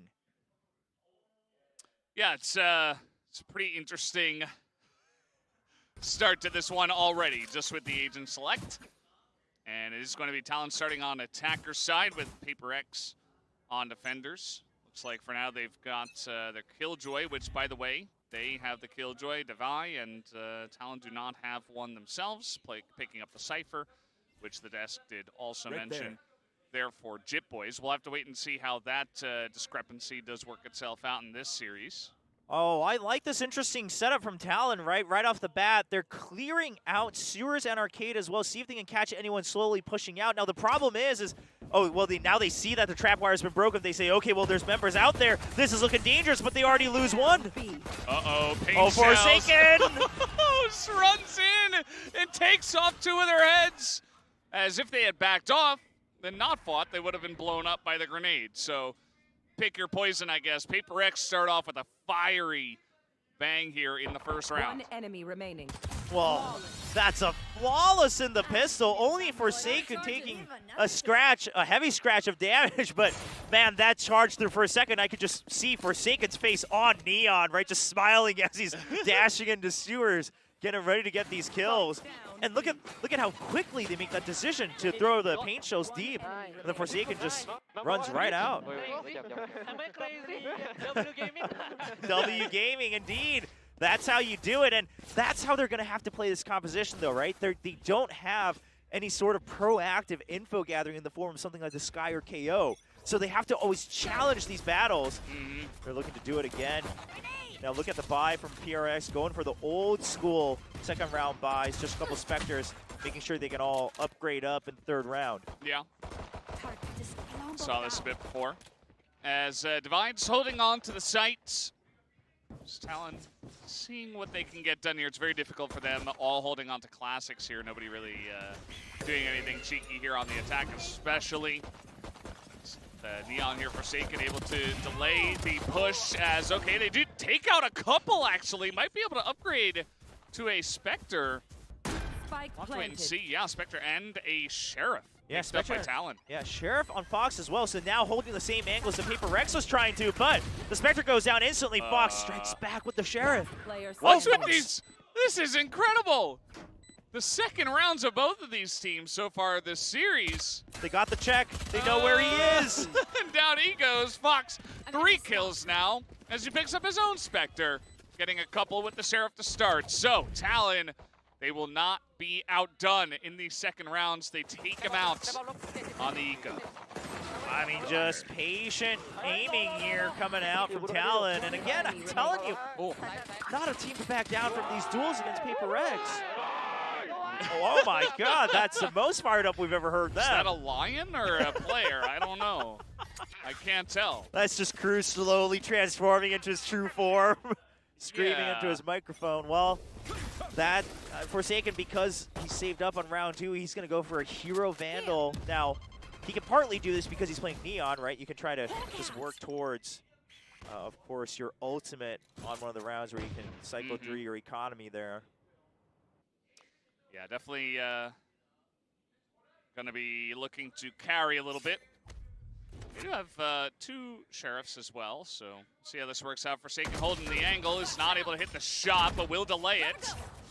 Well, and does a bit of damage. Yeah, now Talon has to consider, okay, well, there's a Vandal on the other side. It has to be a Hero Vandal, because Forsaken the only one who would have been capable. Maybe Mindfreak would have bought it if he didn't buy any armor, but... So their choice is, do we run into the Vandal to take it out, or do we try to go to the other side? Since they didn't have any information on A main, they decide to make the bet that it's just the Vandal on the side, and they would be correct. Yeah, they clear out the site, though. Forsaken able to hit one as he's moving, and Crew's able to shut that down. Okay, but the gun's been recovered by something, so there's still a chance for PRX to strike back. A very fast recovery from something. He's able to get one. Garnet's very interesting position here. This should be able to catch him off guard from Arcade as Mindfreak, the first to go down, the defuse tapped. As now he'll hold it. That's going to be half. Well, he gets the half, though. I think that is pretty crucial, but either way, it was going to be difficult here. Divine knows the lineup came from main. Oh, well, he can't cover the 180 split, as Talon will be able to pick that one up. Now, they do take out 3 of the members, though, so PRX keeping it relatively close. Still, Talon able to buy up here, so very close map so far. Yeah, I mean, getting the kind of conversion on there, Thrifty, and then now buying up. I mean, that previous round was a true bonus for them. And now they're still sitting comfy. Talon still able to buy the next round and even the next as well, depending on if they go for the half armors or not, even if they lose. So PRX, they've got a long road ahead of them.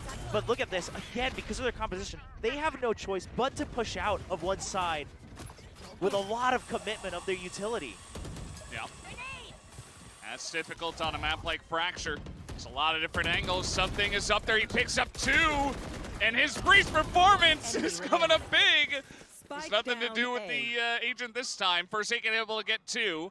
Because now Fox is all alone and will not even take him out. It's Forsaken and something splitting the kills between them to take the round. The last time we saw Forsaken playing this Neon over on Fracture, I mean, it was fine, but it wasn't to the level where we were constantly yelling his name as we often do when PRX plays. But the relay boats I'm seeing from him today to defend these sites, they are so on point, both in terms of timing and angle. I mean, something gets the early kill there, but it's all off the back of the great relay boat coming in from spawn. And clearly this has been well practiced, so even without the info, if we can get the stuns we want, PRX, this is their style. They want to fight you, and they'll do anything to get an advantage in that front. This time they're going to be pushing out of A main. Let's see this duel. Yep, Jing going to win that one. Not too surprising at this point. Talon, the rest of them currently pushing Dish. This Mindfreak does have it covered, and so does Something, actually. Seems like they have a pretty good read just because they're able to trade out of A main. So now they look behind them. Well, they have to commit to this now. You suspect it is coming in from Dish because of Fox and because it's a raised composition, oftentimes an easier entry from that high ground. And so it's been emptied. Now, part of it, PRX surely suspecting the Rolling Thunder that is online for Pat. Pat correctly saving that for the retake, or against the retake, rather. Yeah. Gonna be waiting all the way back on Dish to line that one up. It's taking a little while. This is all just to buy time. They just need to buy time enough for the Rolling Thunder to do the job. Garnets gets very scratched up. Shaken again, and he is pissed. He is looking for kills as the Rolling Thunder comes through. Divine, meanwhile, in the back of this is 3v1. That will be the defuse for the side of PRX. PRX reads right through Talon's goals of that round. Get the spike plant no matter what. And if they didn't use it on the entry, they're going to set up. But here's the thing. They had already taken full control of main. So the only place Talon could go was back up to Dish. A great lurk coming in from Devi as well. Everyone doing the job given to them. Shaken handles this so well. Pops the ult, knows exactly where Garnets is, makes quick work of him. Devi On the backside. Cleans it up. Clean, boys. Oh, great read coming out from PRX, and now that econ boost gone from Talon, and Jing, making use of the showstopper, says we are not slowing down ever. He's pinged and he does not care. Oh, he even guesses correctly. He doesn't know he's there, though. He thinks he has it cleared. Now Fox is getting pretty interesting. Gets another one. This guy is insane with the Sheriff today. And great swings as well. He reads that he's going to have to check the close angle first. Meanwhile, Jimboy's stunned up, gets another. He's got the neural depth. They know that both members now stuck in main. One of them stunned up as well. What is happening? Seekers just sprayed down. Well, what's happening is these two teams, they brought Southeast Asia straight into the heart of Seoul in this match. The chaos will not stop. There's the orbital strike. Talon not a concern that they can hold on to this site. The peak handled very nicely, but the Molly should be able to, okay, it's gonna buy a lot of time. Yeah, and he's not gonna have enough. With the Molly on the ground, Divide just has to run away. Another round to the side of Talon. This is so back and forth. I mean, how do you win? Like, the rounds that Talon wins are the ones where they have sheriffs. They don't need rifles. Yeah. Just buy sheriffs only. It's always funny when this happens, because then in theory, even if the score is the same, you would still favor PRX, who are winning the rifle round, so eventually it evens out. But then at the same time, it's like, yeah, but it's kind of harder to win with the sheriff, so maybe Talon is the stronger team right now on Fracture. But here's what it comes down to. It is coming down to a lot of aim duels. Let's say it like it is. But the movements from both teams are understanding each other so well. Talon, they know that PRX has to play aggressive. Meanwhile, PRX, they just say, well, if we stun them, what can they do? Well, they're going to challenge the two duelists that are coming out here. Both Forsaken and Jing are going to go down. A big duel on the backside of the map right here, but it's going to go the way of Talon, as something alone is going to be taken out, as he is caught off guard there from behind in rotation. So Talon, a quick round to win. And a timeout from PRX. Well, the desk talked about potential overheating, and Coach Alex says it's time to cool off. I just want to see Alex. Like, can we get the replay of the coach, please? I think we'll definitely get one here. I mean, you can just hear them all calling out the locations here.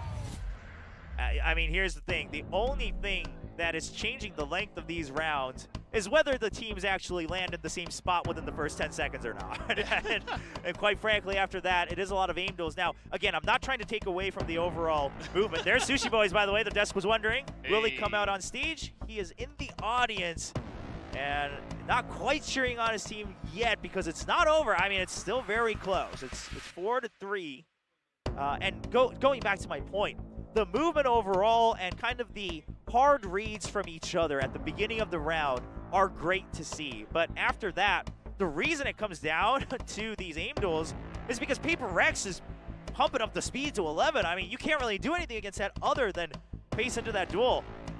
Calling out for a jet diff in the map where there is no jet. Love it. I mean, might as well.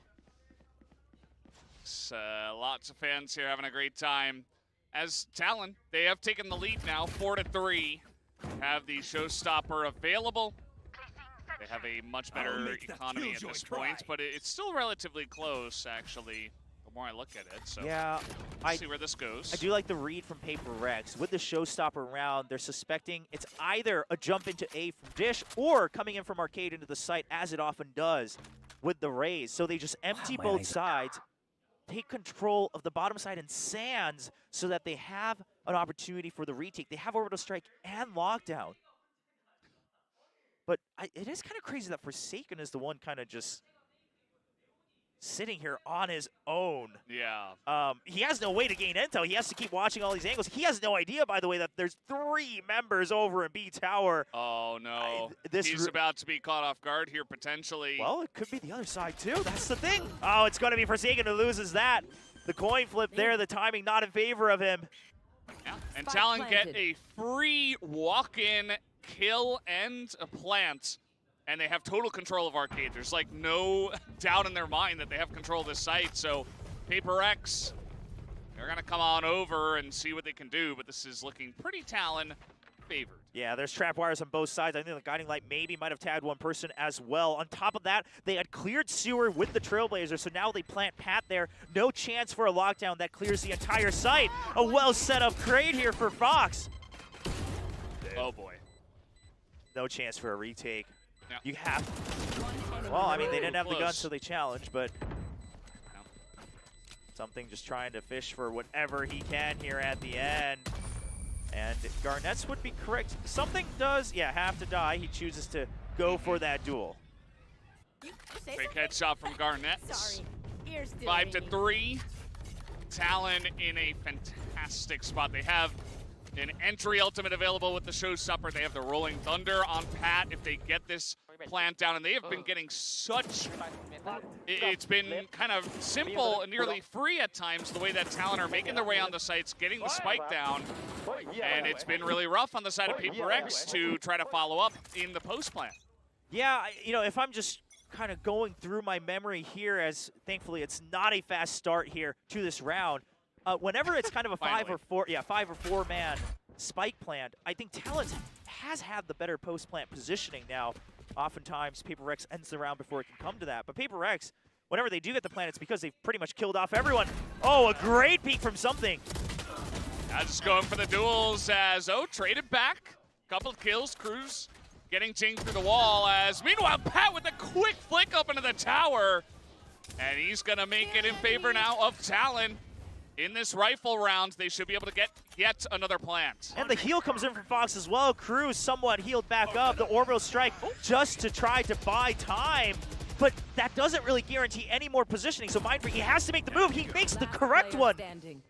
But eventually gets taken down. Do they know where Devi is? Have a decent idea, although saw the he barrel. has poked out. He's going to get the one kill. As meanwhile, stunned up. They're buying a lot of time. In the 1v1 is Pat. Okay, so Pat now trapped. Devi knows he has to be in tower. That's the only place he can be. He cannot get out. Oh, the duel! It goes the way of Devi. As he knows that Pat is going to peek his head out. As Pat going out a bit early perhaps, but still a fantastic 1v1 from Devi. A huge clutch that might get this back in PRX's favor. Well, yeah, I mean, Pat just trying to get the timing when Devi swings out to be just a bit wider, tried to throw off his crosshair, but Devi with the awareness to put up the turret and the alarm bot, making sure he only has to focus on that doorway. And you absolutely get hyped for a clutch like that, and the desk has been talking about Devi, why we count him as such an impactful player regardless of the number of kills. It's because of rounds like that. He's able to just read through and bring back the momentum when PRX needs it most. Yeah, and they absolutely needed him there. I mean, they get the round win. Of course, they lose 4 people. They were behind on Econ, and if they had gone down there, that's going to be multiple more rounds going in favor of Talon. They wouldn't have even had to use a bunch of their ultimates, and they're able to hold on to both of them. So Talon still have that going for them. Jay coming out here looking to get some sprays through the screens. Okay, he will draw out both cyber cages as well, and eventually actually gets the kill with his boom bot as well. Surely he had been stunned up, but Garnett's broken through. Not entirely. Yeah, for just a moment. Here's Devi.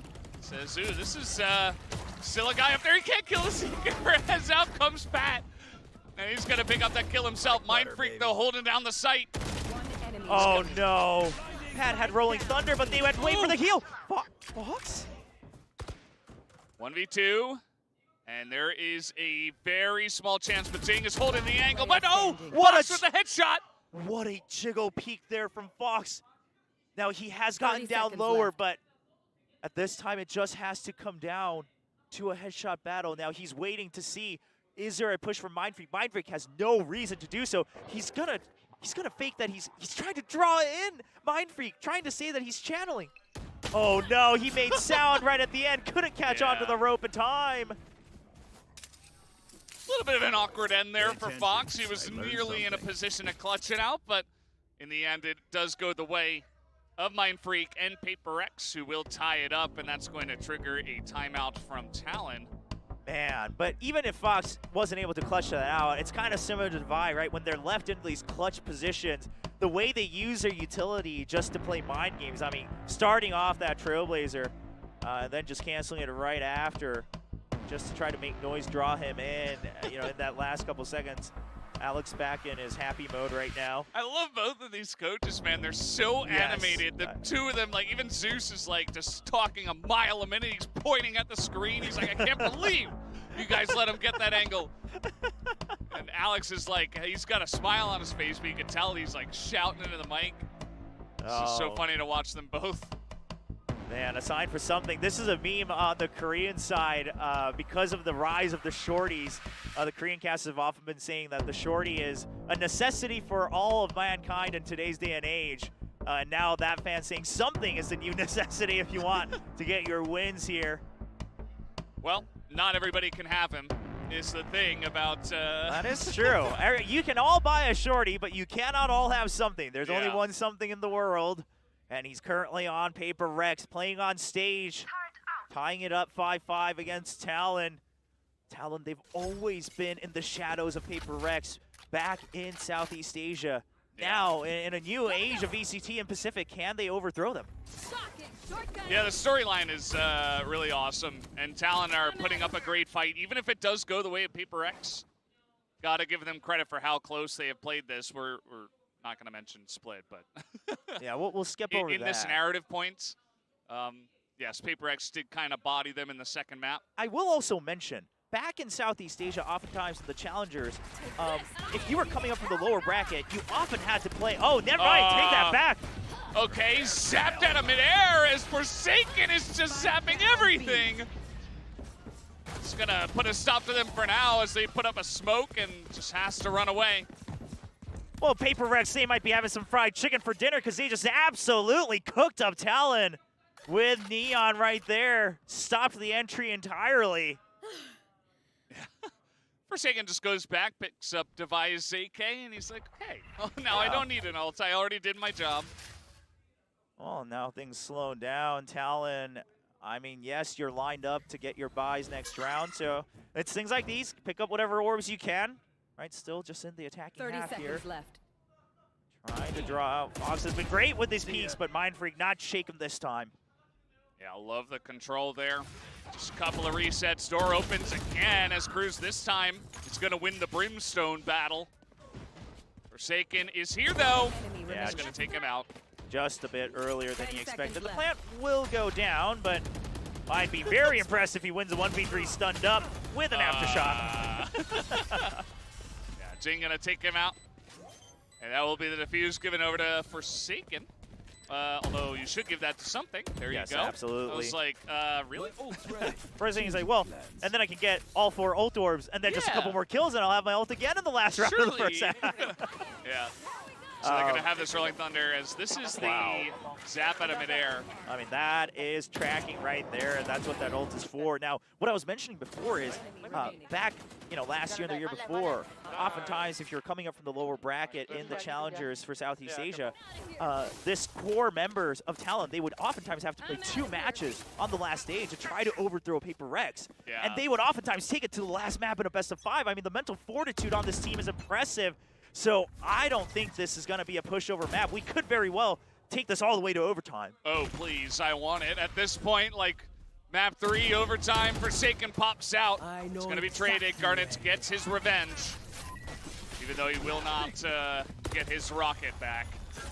That's okay. Neural Theft is in, but Device still sitting on top of this lockdown. Yeah, but they have to understand that it doesn't break it anymore with just the aftershock. You have to be able to shoot it, and he cannot. So Jit Boys, Jit Boys is caught, but here's the thing. They thought maybe it was going to be right at the edge, so PRX, they're instantly striking back. The spike eventually does get planted. Oh, but something he throws at the ult immediately goes down. You got to throw everything into this round. Mind Freak 1v3. I think he made some noise there. Yeah, his position, you see the pings coming down. No reason for Pat to overpeak this. He can just be the bait. Oh, a nice hide from Mind Freak, though. And Jit Boy's reads this. He understands we just have to wait for the spike tap. He's going to hold for now. The Molly does. Okay, he's on half. He's got some time here if he can hit both. Oh, but the spray comes through, and he actually gets burned by the end of it. So right at the corner. there you go, 6-6. All tied up on Fracture. Switching sides. Wow, I mean, that last round, both teams throwing everything in the kitchen sink there at each other to try to get through. I mean, the lockdown comes out. The Aftershock alone no longer taking it out. And so Jet Boys has to be the hero to try to go in and take it out. Meanwhile, his teammates playing it safe. They stay outside, and Jet Boys, after being detained, and then not hit by the Rolling Thunder. I mean, Talon just trading positions with each other to save that round. Tied 6-6. And now we get to see the Neon Rays dual entry attack side for PRX. Yeah, this is going to get pretty spicy, that's for sure. PRX, we'll see just how clean they are on these entries, how many times they want to hit B. They have the Killjoy in their comp as well, so they have at least one time where they can drop down a lockdown underneath there and try to get free entry. They have so many tools to get it done. Curious to watch some things attacker side breach as well. Yeah, something we haven't seen yet. Yeah, I am curious. I mean, obviously, you know, in terms of being somewhat comfortable with the Asian, it's there because his aim is still on point, right? He's not spending too much time worrying about his utility. I mean, the rounds have gone by so quickly, I can't really go through my mind palace right now and figure out if he's really been using everything to the best of his abilities. But either way, what I wanted to mention was you have that Cypher on the side of Talon now, oftentimes a great pick. Love the curly hair focus. It is a good animation here of something. The Cypher, oftentimes a good pick against the Neon, but there is that Raze on top. So now that ruins some of Cypher's setups. You can also strike from both sides at great speed if you're PRX. But I think a big thing is going to be Fox. How much information can he get early, right, with the guiding lights? How much do you choose to push out off of that information? Jing stands for Jing. I always wondered why there were 3 Gs. That's why. And now we know. Jing, Genius Gamer. I thought it was just good game, but oh, I thought it was just she proved me wrong Jing? today. Yeah, that's what I thought it was. Oh. I guess I'm quite simple-minded on that. Yeah, front. pretty straightforward if you think about it that way.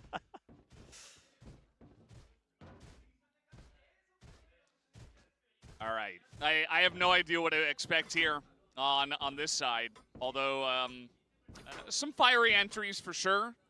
We'll have to see Jip Boys setting up some very nice tripwires to potentially give them a chance here on the defense. And Pat's fault line has to be good too. First it's the flash, but yeah, there's the fault line just to slow things down. Forsaken caught right in the middle of it. Oh God, they were just massacred over there, and now Fox is behind them. He's just gonna push out, probably from Dish. They just gotta, oh, spotted him. Yeah, they saw it on the minimap right at the last second. And now that smoke does keep you alive for longer, but the spike's still on the other side of it. Now they do have a minute, right? So, I mean, get what you can, right? Devi, looks like he picked up that ult orb on the side of B main. I mean, you could even go all the way to A main if you don't run into anybody, which he will not. Maybe try to pick up that ult orb. Yeah, I mean, at this point with 4 people staring at a spike, might as well, if you can get away with it. Devi looks like he will go straight to that orb, picks it up. That was... well, yeah, I mean, yeah, I think they're expecting that everyone stayed on the north side of the map. So Devi will say, okay, well, I got the free orbs. Should I check if the one at Dish is also available? Might as well. Going through the ult orb buffet here on Fracture. 30 seconds left. It only costs a single round. Well, doesn't look like there's an orb available. No, they already snagged that one on the side of Talon. So Devi will say, well, my meal ends short here today. Oh, never mind. He actually gets a nice little bonus dessert dish there in the form of Cruz. 10 seconds left. Now, oh, but I love it from Talon. They say, well, you know what? Just don't let him die. Yeah. We'll just have him get less cred, say hello. Oh, is this the new Pixar movie coming out? It's Attack of the Drones. I don't know what's going on over there. Too much technology. So Talon, they pick up a swift victory, actually. It starts off with the play over here in Arcade. Yeah, a great setup. You know, the flashpoint and then the fault line as well. Now, what I think the idea was from PRX was Neon dashes through on the bottom floor, maybe even takes control of that section leading into like canteen or generator leading into the spawn. Raze goes up, of course, to tower, but all of it stopped with a single fault line.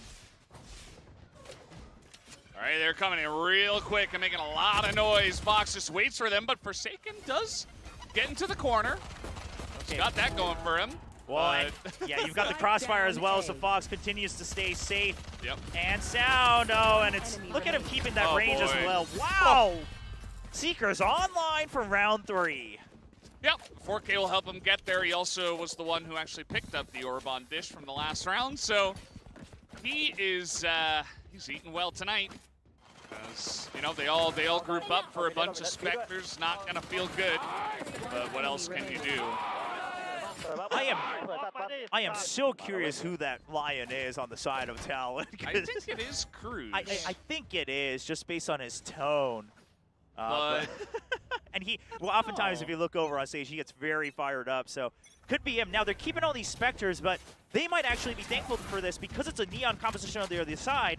PRX has to get into close quarters at some point anyway, and they've already shut off A main. They're holding the close angle. PRX does not want to enter here.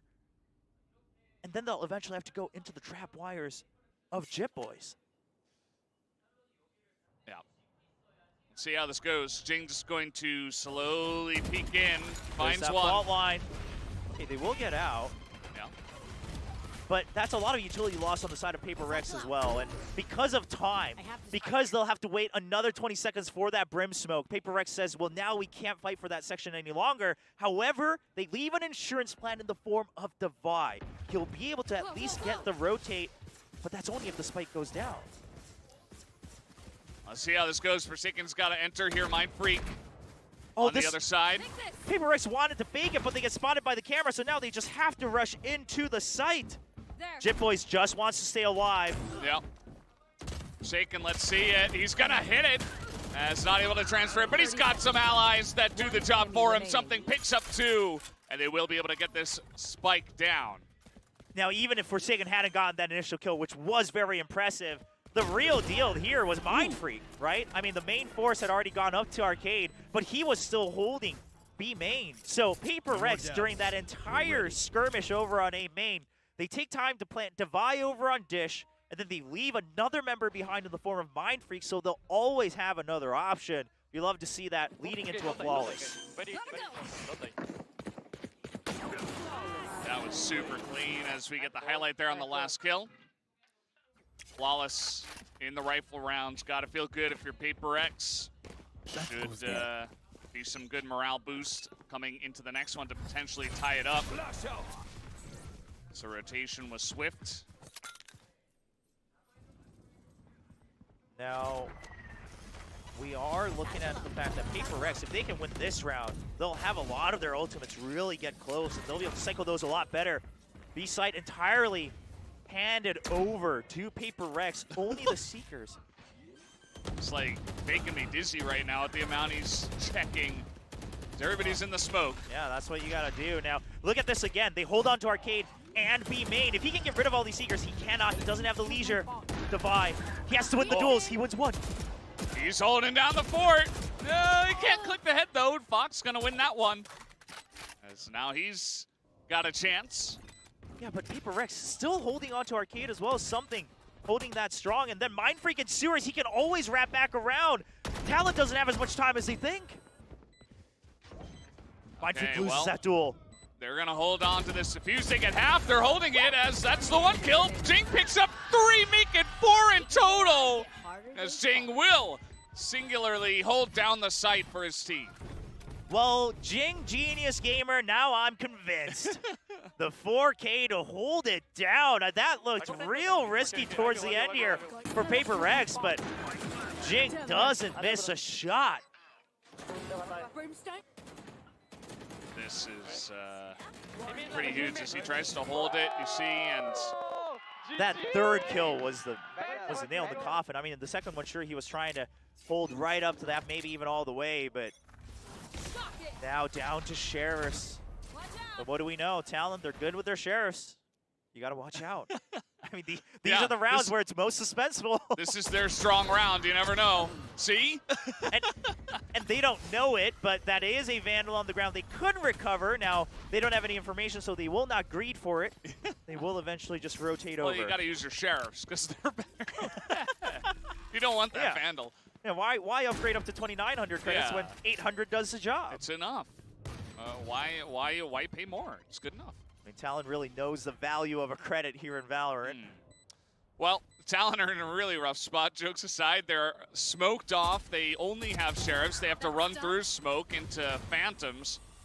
Savaya's been holding on to. Okay, Garnets is going to pick up one, and that is going to be the end of that. Second Boombot kill for Jing as well.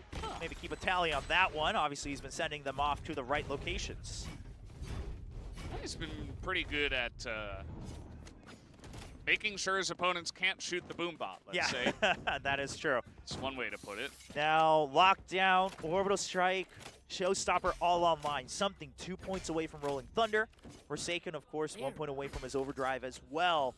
PRX, they are primed and ready to drive this all the way home to a match point.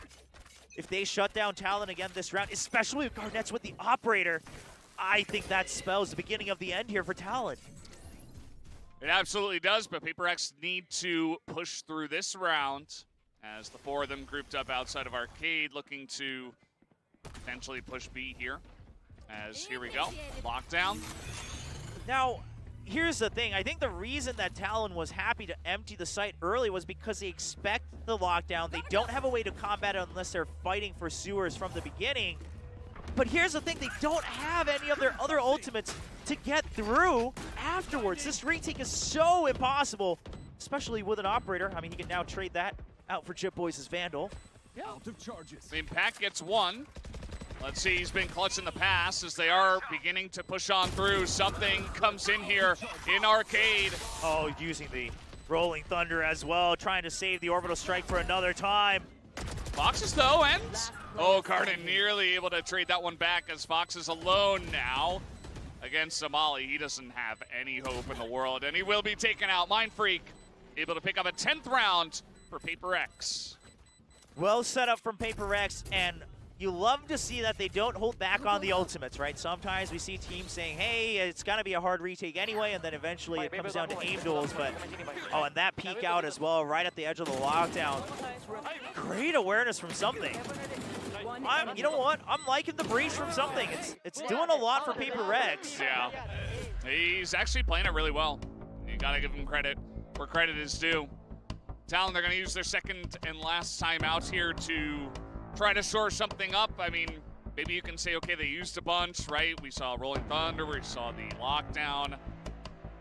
And they even nearly got a little bit frisky up there in the tower, and maybe if Garnets was able to hit, you know, for a couple of first shots, they could have gotten something, but wasn't meant to be. PRX held on, and oh, man. Yeah, is really digging into them now. Yeah, the rap battle right now between Alex and Zeus. Now, here's the big thing is they still have orbital strike on the side of PRX for Mind Freak, and if they want that, if they want to combat that on the retake, they're gonna have to go on the flank. I mean, Mind Freak clearly has his lineups with the Molly and then the orbital strike for insurance. That's so much time bought in the post plan.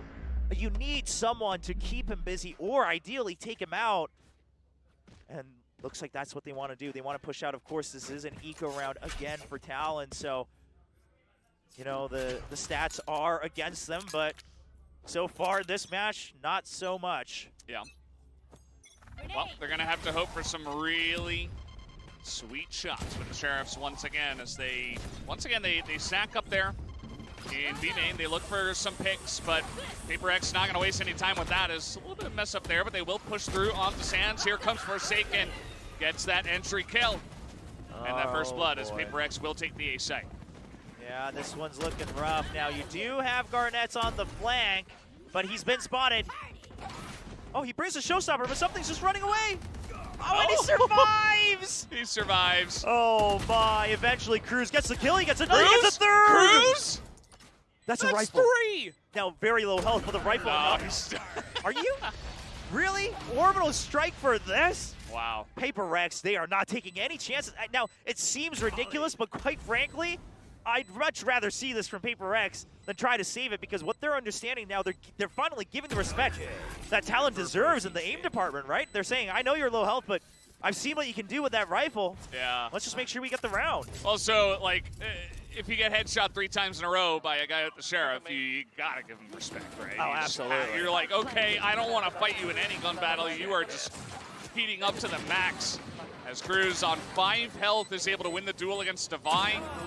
And, yeah, I mean, I guess they take down 3 of them, but still PRX in a very comfortable spot. If Talon wants any hope, I think this is the round you have to take. Yeah, just realistically, this is your last shot.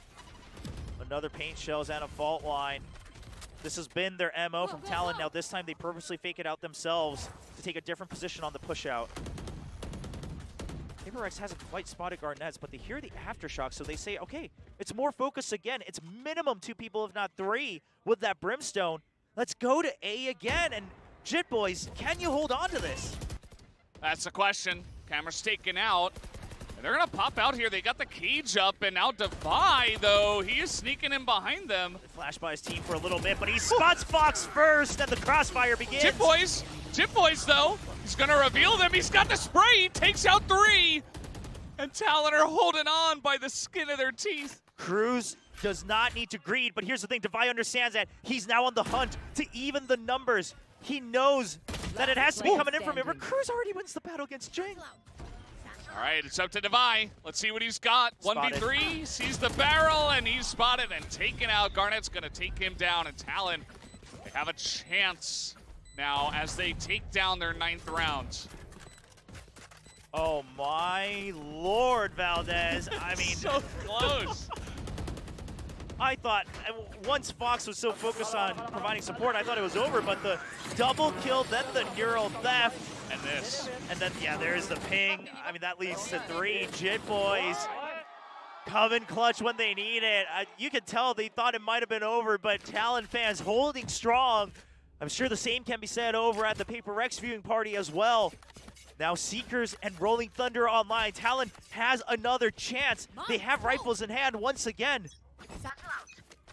This is about to get really interesting. Let's see what Forsaken can get going, though. Oh, a bit of a bump by Garnets. He can't get on top of that generator, but maybe that's for the better. Forsaken is just going to run away. He says, this is getting a little bit too hot for me. Oh, but this is a fake. They think they've all emptied out because the Neon ran out, but Garnets still suspects that Defy goes down. Garnets, regardless of if he knows he's able to win the aim duel, and now here comes PRX. They got to push in. They don't have Defy. The Rolling Thunder straight in their face, and Jing is caught out. Oh, no. Okay, Garnet's still able to pick up one of the kills. Spike down. All right, chance for Pat. He's going to peek. Forsaken, keeping it interesting. Okay, Talon, I like that they've cooled down, right? They understand that they overheated just a bit when Pat couldn't secure that first kill. Now, that's okay. You're still up in numbers. You're keeping Jit Boys with his setup on A as insurance. The Seekers at 40 seconds. Perfect timing to see if they fully rotated or not. They've only split up. Talon has all the information they need. Just hanging out there in main. That's a free kill for Cruz. It's now Forsaken. Just going to sprint his way out. Maybe into the hands of Jit Boys. Uh-oh! Oh, no! Oh my gosh, Jit Boys, I thought he thought too long to decide what to do. That was crazy. I mean, the fact that Forsaken actually slid as soon as he spotted him was maybe the more impressive part of that duel, but Jit Boys able to recover just in time.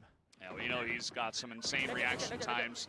Starts out with Garnets there in sewers. You got Cruz. He's had his mind freak out here in main, and then this. Woo. Upgrades. Everyone holding their breath over. If you're a Talon fan, I'm sure. But you know what? After that last round, same can be said for PRX fans. Even in the studio, we're actually not hearing cheers anymore because everyone's just kind of holding their breath. Some fans may be looking worried, some fans looking frustrated, but it's happening on both sides of the arena today. And now both coaches trying to give all of the information in their brains here in this timeout. They understand this is the last chance for both sides to really secure that match point. Imagine this goes to 13-11 again. Like somehow Talon oh my gosh, inch this one out and take like 3 close rounds. I mean, what a story it would be for Talon though, right? And they still have the the Neon ult right now on the side of Forsaken. PRX, He was able to hold on to it. I feel like PRX, they should be able to get 12. If somehow like Talon's able to win against that and like get a big round, especially with the way Forsaken's playing, that would blow my mind. I think that's incredibly difficult the way that PRX are playing themselves right now. Yeah, now here's the thing. If Talon wins this round, they understand that it pretty much guarantees match point for them. A deep camera setup over on Dish, trying to keep Sands with Fox's control. Guiding Light spots some of the forces. They begin to hear the relay bolt.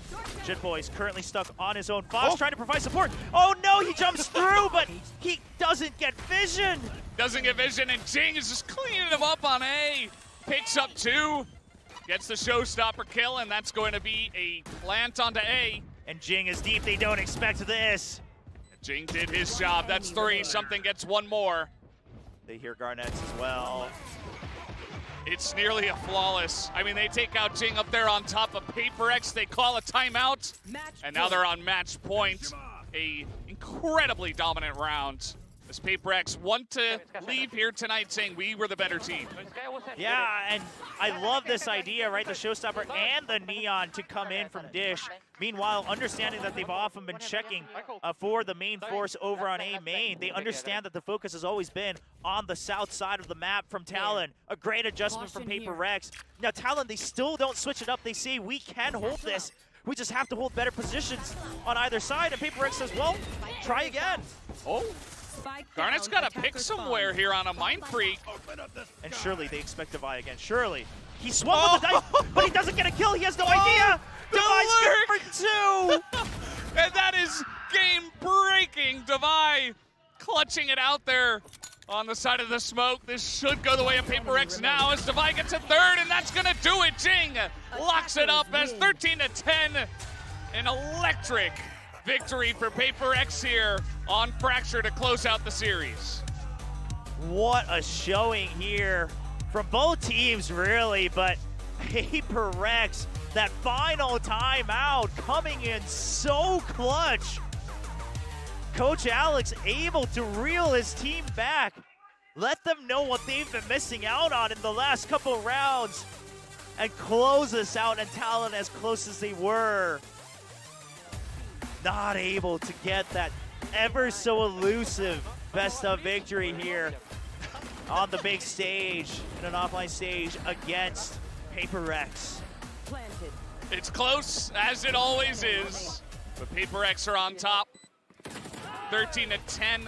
The one map they lost was 13-11. They nearly even forced overtime.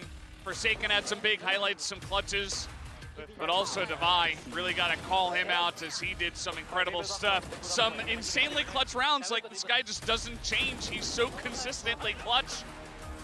I think that's the biggest thing, right? It's I mean, just crazy. Some games he's quiet, but that's not necessarily because he's losing all his duels or whatever. It's just because everyone else is getting kills. He's oftentimes not meant to be in the core of the firefights until he's needed most. He's kind of like that final weapon of PRX. Yeah. Everyone talks about Forsaken, Jing, now something. We've talked about Mind Freak in the past, but truly the one they rely on the most is Devi, and he does it again in the final round, able to close it out for PRX 2-1. I think Talon deserves a big round of applause, but at the same time, PRX, as much as they were shaken up, they're able to put their foot down, focus back up, and prove that W Gaming still has its place here in VCT Pacific. Yeah. Well, this series absolutely delivered, that's for sure.